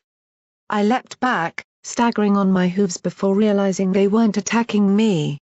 Suppressing the urge to let my envy of movable wings get the better of me, I trotted back up. I nodded to them. Fine, I wouldn't bring whoever was in here praying or whatever back out.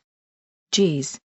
The wings descended as I trotted through, hearing my hooves making sharper taps on the marble flooring. This place was so clean. I'd never seen anything so smooth in my life. If those big pods weren't there. And that huge doorway at the back locked over with a powered barrier. In fact, perhaps this room wasn't so beautiful after all. Freaky pods, a stored megaspal and a strange barrier door under the guard of Ghoul Pegorsi? Something was amiss. I desperately wanted to take my rad away. But I had a horrible feeling the ghouls wouldn't appreciate it in their more sacred place. No. Something was definitely not right here. I found it the moment I looked in one of the pods. And saw her. A little filly. She lay in a small curled-up ball, crying quietly into her front hooves. Barely more than 6 or 7 years old. A ghoul. I almost screamed at the thought. A foal. She was just a foal. Did the balefire have no mercy? Even as my hooves clunked on the clear glass of the incubator to look in, I saw her stir and turn while I found the urge to break down on the spot. No. I don't want to stay here. I want to go home. Her voice was corrupted. What once would have been a high-pitched and almost breaking cute sound was just like any other ghoul, only so much more tiny and tragic. I couldn't help it as I felt my eyes become wet. Her tiny hooves hopped up onto the inside of the glass opposite mine as she saw I wasn't one of them. "Are you? Can you take me home? I want to go home." Suddenly it all made sense. Protégé had been hunting for a filly of red eyes that had gone missing. The ghouls claimed radiation was their purifying blessing. They had talked of converting those with the gift. Then the last piece of the puzzle. These pods. My blood ran cold. I backed away from the pod slowly as I saw the ghoul filly tapping the glass, her remaining hair from her mane flopping to and fro. They were making ponies into ghouls. They had made Starshine Mal. Oh. Oh goddesses. No. My mind ran amok. I wanted to throw up. to corrupt healthy ponies into this, how many of them had been forced through this? How many had been simply killed by whatever these pods did? Yet at the same time here lay my own salvation. If I were a ghoul, then my condition would be cured, radiation would heal me, not harm me. If it weren't for looking into those painful eyes, I might have been tempted. Maybe. But there was too much wrong here. Children didn't deserve such horror. If Red Eye and I shared one thing, it was this. Starshine Melody? That's me. That's me. Please, mister. I want to go home. The last line was wailed at a high pitch that rasped and broke in equal measures. The filly was being traumatized by her own speech changing as much as her body having been ruined. I had to get her out of here. I'll try Melody, I have a friend, he'll get you out, okay? Just. Please don't cry, it'll be fine. Protégé, you know him? He's looking too. Don't cry, yeah, that advice was just fantastic coming from me. Her eyes lit up at the mention of Protégé. Was he known to the foals? I cast my eyes around for anything to help. That silver sphere still sat there. While I could hear strange noises from behind the barrier. I'd heard them before. Behind the oaken door in Weathervane's home. Zombie ghoul ponies. And lots of them. For a second I didn't understand.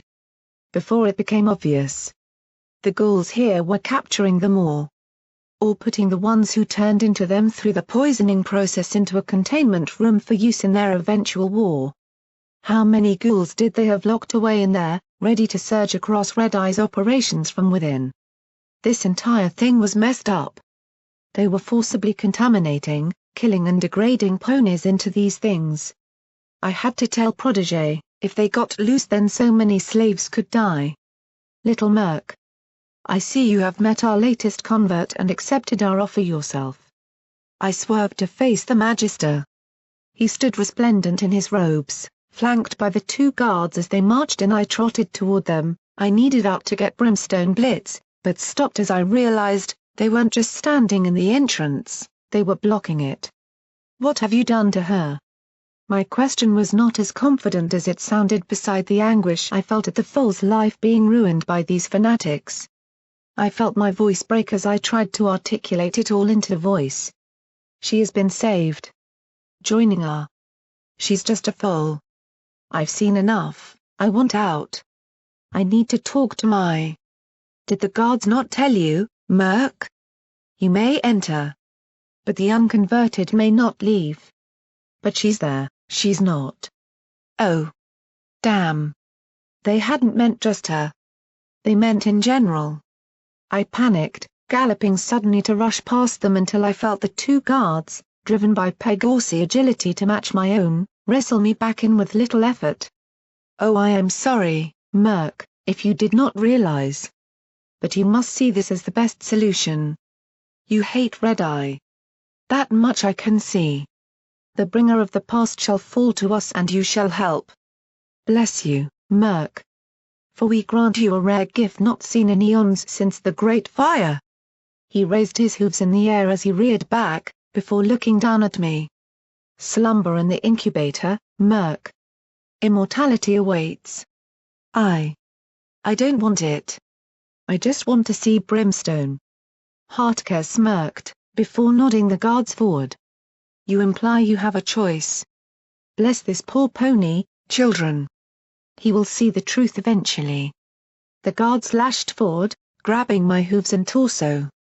I struggled against their foul sickly bodies, screaming and thrashing as best I could. Slowly, inexorably, I was pulled into the pod beside Starshine Melody. I could see her wailing and hammering on the glass. Despite my best efforts, the guards stuffed me and there was only one other thing I could do. I took a deep breath. Brayamston. The cry ended in a spluttered cough as I was bundled in and the pod shut while incapacitated. Blood sprayed over my hooves from my mouth as I struggled to breathe. Bless him. Purge the corruption from this poor child's body. In the name of the great zebra stripes we commend him to purity. The pod activated as I saw the three ghouls bobbing their heads, chanting and screaming verse in the zebra tongue. A low-pitched whirring gave way to a pulsating hum as the air became warm. The radiator-like machine beside me in the pod began to glow. A sickly incandescent lime green that quickly filled my vision. The throbbing of the pressure was making my head hurt. I thrashed around, kicking up the pillows and covers for more willing participant as my hooves battered the tough glass. My pit buck screamed, a horrible mess of static as something in it reacted to the overwhelming levels of radiation, like a whirring, clicking and squealing all combined. The screen was trying to flash something. My entire body was warming up as I felt my inner chest cavity swelling. Burning. Convulsing. I couldn't see. The green had filled my vision and imprinted on my eyes that I couldn't even see the outside.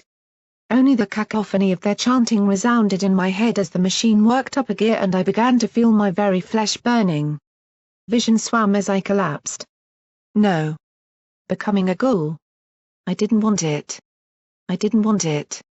I hadn't realized before, but that would just make me a slave for all eternity. A fate worse than my own even now. No. Please, no. One last desperate idea formed as I reached into my saddlebag for the mine hidden in there. I heard the Magister scream something as he saw it from outside. Well. Better dead than enslaved. I slid the safety catch away and hoofed the pressure plate before jamming it into the radiator machine thing and then just praying it wouldn't kill me too painfully, at least I'd stop them. I was a little disappointed when it didn't explode. I was very surprised when every single machine in the area started exploding instead. The mine hadn't blown up, instead it had whined and sent a blue arcing magical spark that enveloped the entire pod and gave me a shock that was more uncomfortable than truly painful as I felt my main stand on end. A whine from the machines grew louder until the generator the pod was attached to detonated with a sharp bang and sent shrapnel flying and pinging off my pod and all around the room.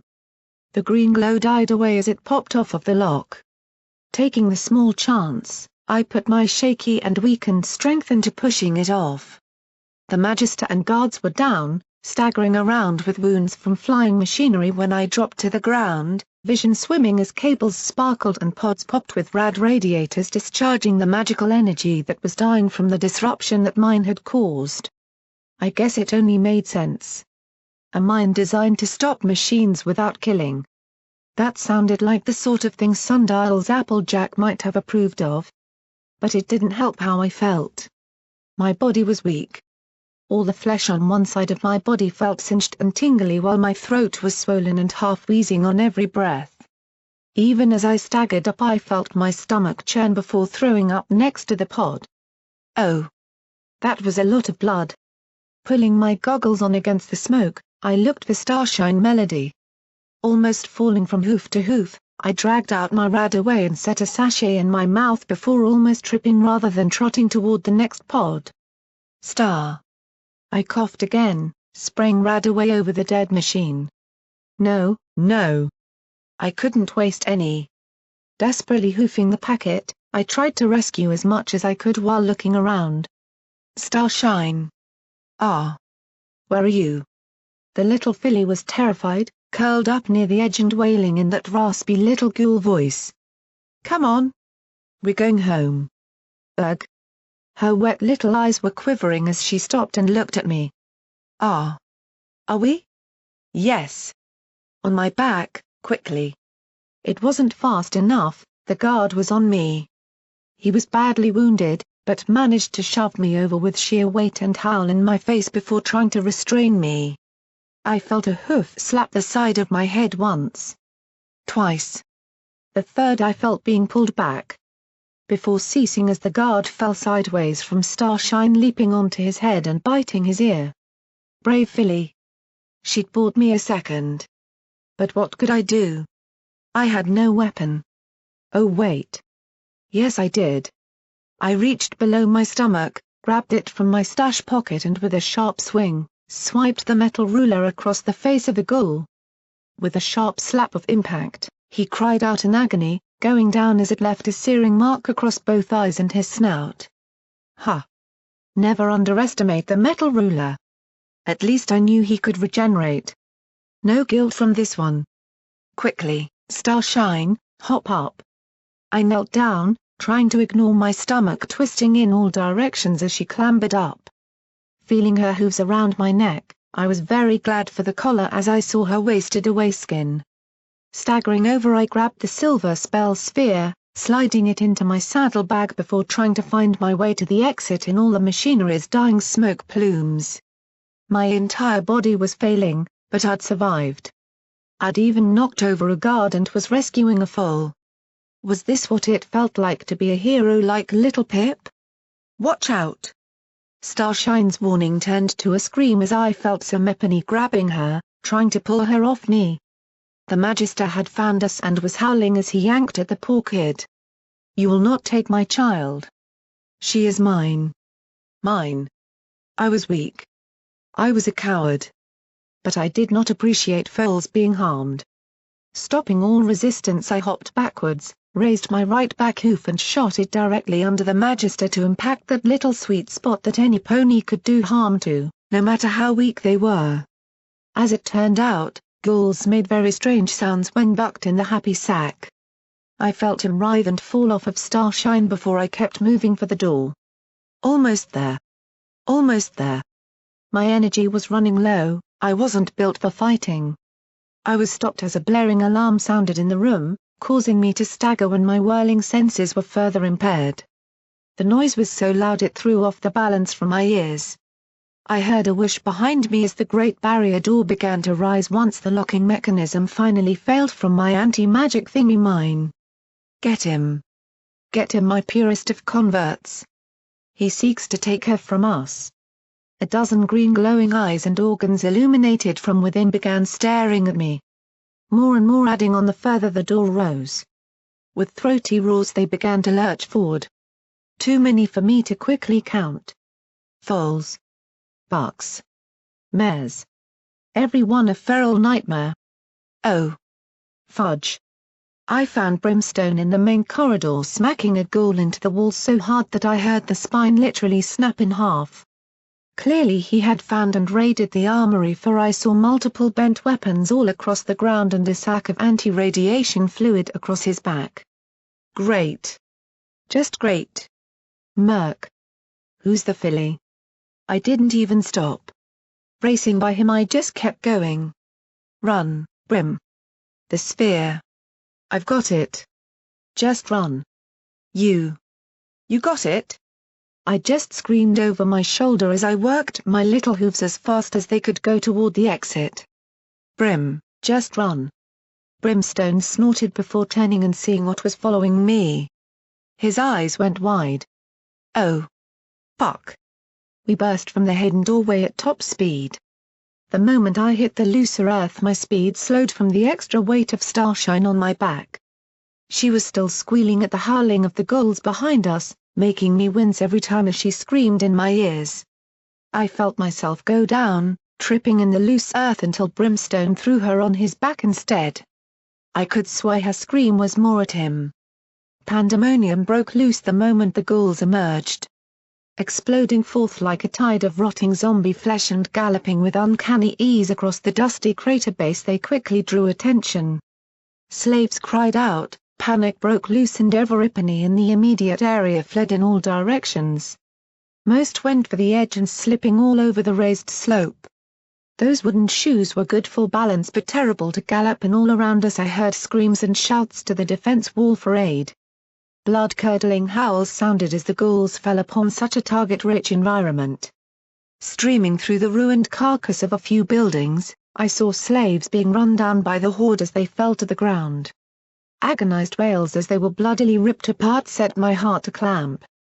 Or perhaps that was the radiation. Every step I could feel my lungs complaining. My vision was darkening. I couldn't fall now, not now. Above us, I could hear screams for the guns on the smaller wall. Slavers were running to and fro. Spotting the ghoul rush, I saw griffins dive from above. Somewhere nearby, a slaver actually in the pit itself was trying to direct slaves toward a gate. The voice was familiar. Was that Protégé? I wasn't given the time to think as a zombie spotted me, its glowing eyes seethed as it brayed and galloped for me. Screaming myself, I hopped on top of a wooden plank amongst the scrap, using it to give me purchase. I heard it thrashing in the earth, kicking up dirt in all directions as it plowed toward me. Gunfire was whizzing to all sides across the gap between juts of burned rock, cutting down ghouls and even slaves who were just in the wrong place. I saw the wounded ghouls still pulling themselves to the now lame injured slaves. Without a thought I galloped for that gap and dove aside as a burst of gunfire slapped with a dull noise into the earth, kicking up little plumes in my wake. Maybe so Mepany would shoot it. Maybe. Brimstone had disappeared. Please, someone shoot it. The ghoul leapt, hooves extended as I cried out. With a horrific rip of flesh it landed on me, hooves scrambling at my body as blood splashed all over me. It fell limp. I didn't feel any new pain. The blood was coming from its neck stump, a sniper's bullet had blown it clean off. Above me I saw a griffin throw me an obscene gesture. It was Rajni. Some of the cult had stormed outside, fire was exchanged with the griffins above, zebra war cries emitted mixed with staccato gunfire. Rajni swerved in the air, gliding off behind buildings as I heard that voice again. Protégé. I could see him through the gaps, leading guards down into the crater itself to form a cordon against the oncoming horde. There must have been dozens. I saw him directing the guards with gestures of his hoof as his revolver slapped rounds at the oncoming cult and forced them into cover. I wanted to run to him, obey his instructions and clear orders to help Everipany get out of here in one piece. But everything was too chaotic. Ghouls were mixed in with slaves fighting for their lives around me while griffins weaved through buildings dropping grenades on large concentrations of the horrors. The kick of the explosives blew earth across everything. Bewildered, sick, dizzy and tired, I found myself lost amidst it all. I ran, I needed to find somewhere safe. To get out of the crater. But my hooves were like lead, slowing me down and becoming clumsy. Even taking a second to sit on some wood for a breath in safety led to the entire thing cracking beneath me and plunging me down the slope once again. The noise was absolute, nothing standing out but for the screams of the slaves caught and torn up. Beside me I saw a dead. It wasn't dead.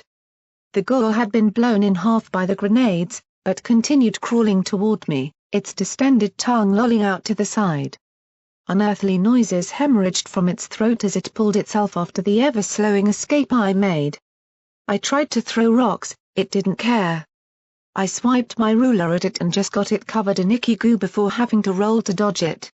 It just didn't care. Brimstone's hoof made it care. After wiping the mucus from his hoof on the now sand like dirt, he cast his head around. Hope you appreciate it, squirt. Just happened to be in my way. I nodded, before screaming as I saw a magically flung rock crack off of Brimstone's forehead. Stunned, the raider staggered before turning to the new threat as, through all the dust and swirling battle I saw the Magister advance on us, his magical energy weapon pointed directly at Brimstone. You two ruined everything. You desecrated our most blessed artifacts. Now you draw us early into the fire of war. He wasn't joking. War. That word felt right as I saw a griffin land on the ground from an injured wing and immediate grapple with a ghoul until, amazingly, a slave smashed it over the head with an iron pipe. I could hear Protégé nearby, the blam of his revolver distinct from every other shot. The Magister was wounded. A bullet, probably from a griffin, lodged messily in his side. All the same, his eyes were locked on Brimstone as the immediate threat. Even the big raider couldn't cross this distance and Protégé was still far off. The pistol pointed at me quickly too as I squeaked in terror. The zebras gave us this world. Why do you deny it? Brimstone snarled and made the charge as the pistol jerked his way again, making him stall. I could see the frustration on his face. Now you'll die, you will never see a pure world, Murk. Not as long as you live. I offered you immortality. As for you, Raider, you killed my children. You destroyed our homes in your rampage. But you consistently make one mistake. Allow me to teach you a lesson. What's that, rot? Never bring hooves to a gunfight. With a smirk, the Magister aimed at his head and pulled the trigger. Click. The silence lasted only a second before the Magister registered the misfire. Panic set in on his face as he pulled the trigger again. And again. Through my fading consciousness, I couldn't resist a smirk as I reached into my saddlebag and drew his spark battery between my teeth, grinning as widely as I could around it. And you should never let a thief hold your gun. The look of, "You so satisfying," surprise on his face lasted only long enough before abject horror set in when Brimstone grinned and stomped the ground with both hooves, ready for a brawl. The big raider actually grinned at me. "Nice work, kid. So, Rot, what was that about a fight you wanted?" To his credit, the Magister didn't even hesitate before fleeing immediately. Roaring and chasing him for only a few feet, Brimstone made sure he was gone. Starshine had fallen from his back, standing beside me. "Thank you, mister." "Think." I-oh. My vision swam. In the aftermath of the confrontation I felt reality slam home. Oh boy. This wasn't good. The coughing began, I felt blood curdle in my gut, lungs and throat. No. I was so close, I'd won. I couldn't. Not now. But it wouldn't stop. I couldn't breathe. I tried to move, but the loose earth didn't even let me drag my hooves correctly as my balance fell from under me. I fell to my knees, feeling Starshine shaking me with her little hooves and shouting off to the side. Through hazy vision I staggered and convulsed, only briefly seeing Brimstone running back to me. "Murk?" I didn't reply. I couldn't open my eyes, I could feel blood spraying from my mouth. I threw up. I couldn't take air. Oh goddesses. I collapsed. Unable to breathe at all. Oxygen deprived, I felt myself going into shock as I spasmed with the failed effort to take in air. Only a vague muddy sense of hearing even heard Starshine scream as she shook me, or Brimstone bellowing. "Murk." Something shook me before I just went numb. And let it overcome me as my lungs burned up and clogged. I finally gave up as the radiation finally won out. Murk. I dreamed. I think. I could barely move. My limbs were heavy and felt restricted. Like I was locked in a clawing blanket. What could I see? Nothing. I could see nothing but a small light. Wait, that was something. Nothing made sense, what way was up? My head hurt as I felt like I was drowning. My hooves reached out but found no purchase. But they did. I felt Somepony grab hold and pull me as I saw the shape of Somepony pulling me along. Wait. I was going forward, was I running? It was all too hazy. Like running through liquid, I felt myself being pulled as a bright flare lit her. Was it a her? Was that little Pip?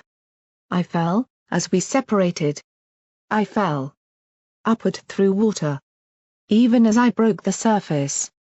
I woke. My everything ached. Well, finally you're back with us. The raspy voice caused me to twitch and spasm, to throw myself around as the bed's blanket caught and twisted with me. Fucking calm it. Hold still. Oh. Swearing. Weather vane, not heartcare. The ghoul was looking over me in a somewhat musty bed. I thought. This was the hospital, but not his own little area. No. This was one of the wards I had seen. I tried to look, but the motion made my lungs twist and my stomach heave. Careful, he muttered as I threw up into a convenient bucket. It was strangely orange. Had I just been drowned in Radaway? You're lucky to be alive, you crazy fuck. You'll be fine in a few hours once the medication has time to work, magic is handy like that. But you may take a little while to quite feel 100%. But your temperature has gone down by about a fifth of the way to normal since that rad fever. Yeah. Lucky. How? How did I get here? The medical ghoul looked a little surprised, before chortling. Didn't you realize? Brimstone brought you here. Brimstone? Oh yes, galloped the whole way with both you and that foal on his back. Broke down the doors to the hospital, gave the guard a concussion, sought me out and promptly declared that if I didn't save your life, and I quote, right fucking now, he would do something. That something he mentioned, I can assure you as a medical expert, is quite anatomically impossible. However, I got the feeling he was about to try anyway. Brimstone did that? For me? But he didn't tell me what it was you did to change his view, but I did hear him saying something about what you would want him to do.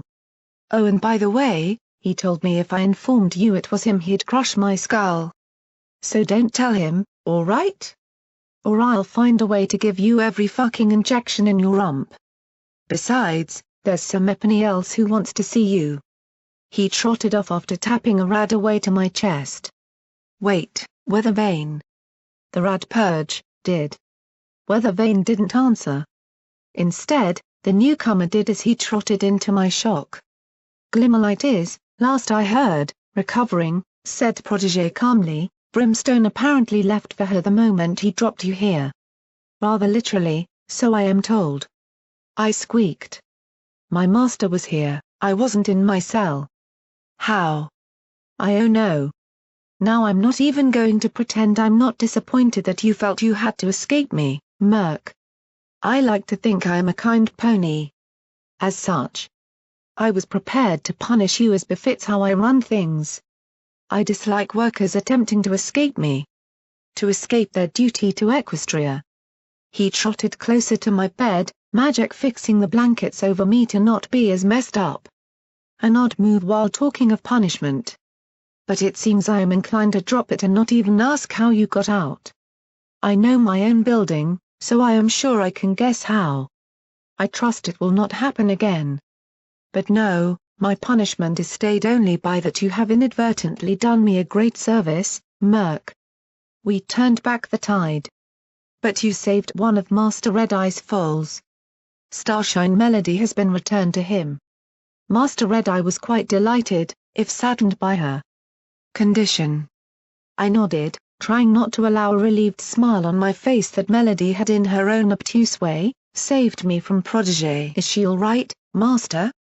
It is sad to say the condition is, as we know, non-reversible. She will not grow properly. However, Master Red-Eye is kind, he has still granted her a home under him. Melody will be safe. As for the ghouls, those who did not charge out were exterminated. Wait. All of them? Master Red-Eye sent his alicorns on a personal mission. The deterrent is now clear for all to see. The foals are off limits to harm, and any who dare do so will not go without vengeance for their assault upon the children of the New World. They shall not be harming any pony else, Merc. I guess that's good.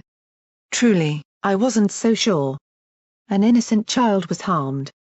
Then a community slaughtered by monstrous magical creatures. It all felt like one big circle of violence to me. Yes, Merc. I am told you went to great risk, so I feel that I owe you a thank you. As such. So. I'm very grateful to you. I don't know what I would have done if you hadn't found her down there. While the fact that you did so goes against every rule I have. I am also grateful for you helping save Glimmerlight. She is a good worker and my own efforts to requisition the Rad Purge had failed. He smiled at me, leading me to feel an odd surge of pride that my master was genuinely pleased at my efforts. It made everything feel worth it and... No. That wasn't right. I didn't do it for him. I did it for those on my side.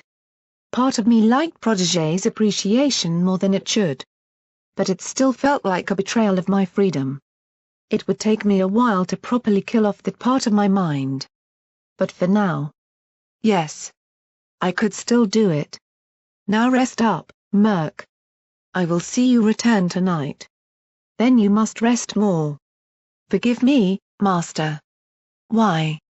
Protégé turned and trotted off, turning his head. Your first day of work under me, of course. We have an objective. On the hills outside Philadelphia. We found one.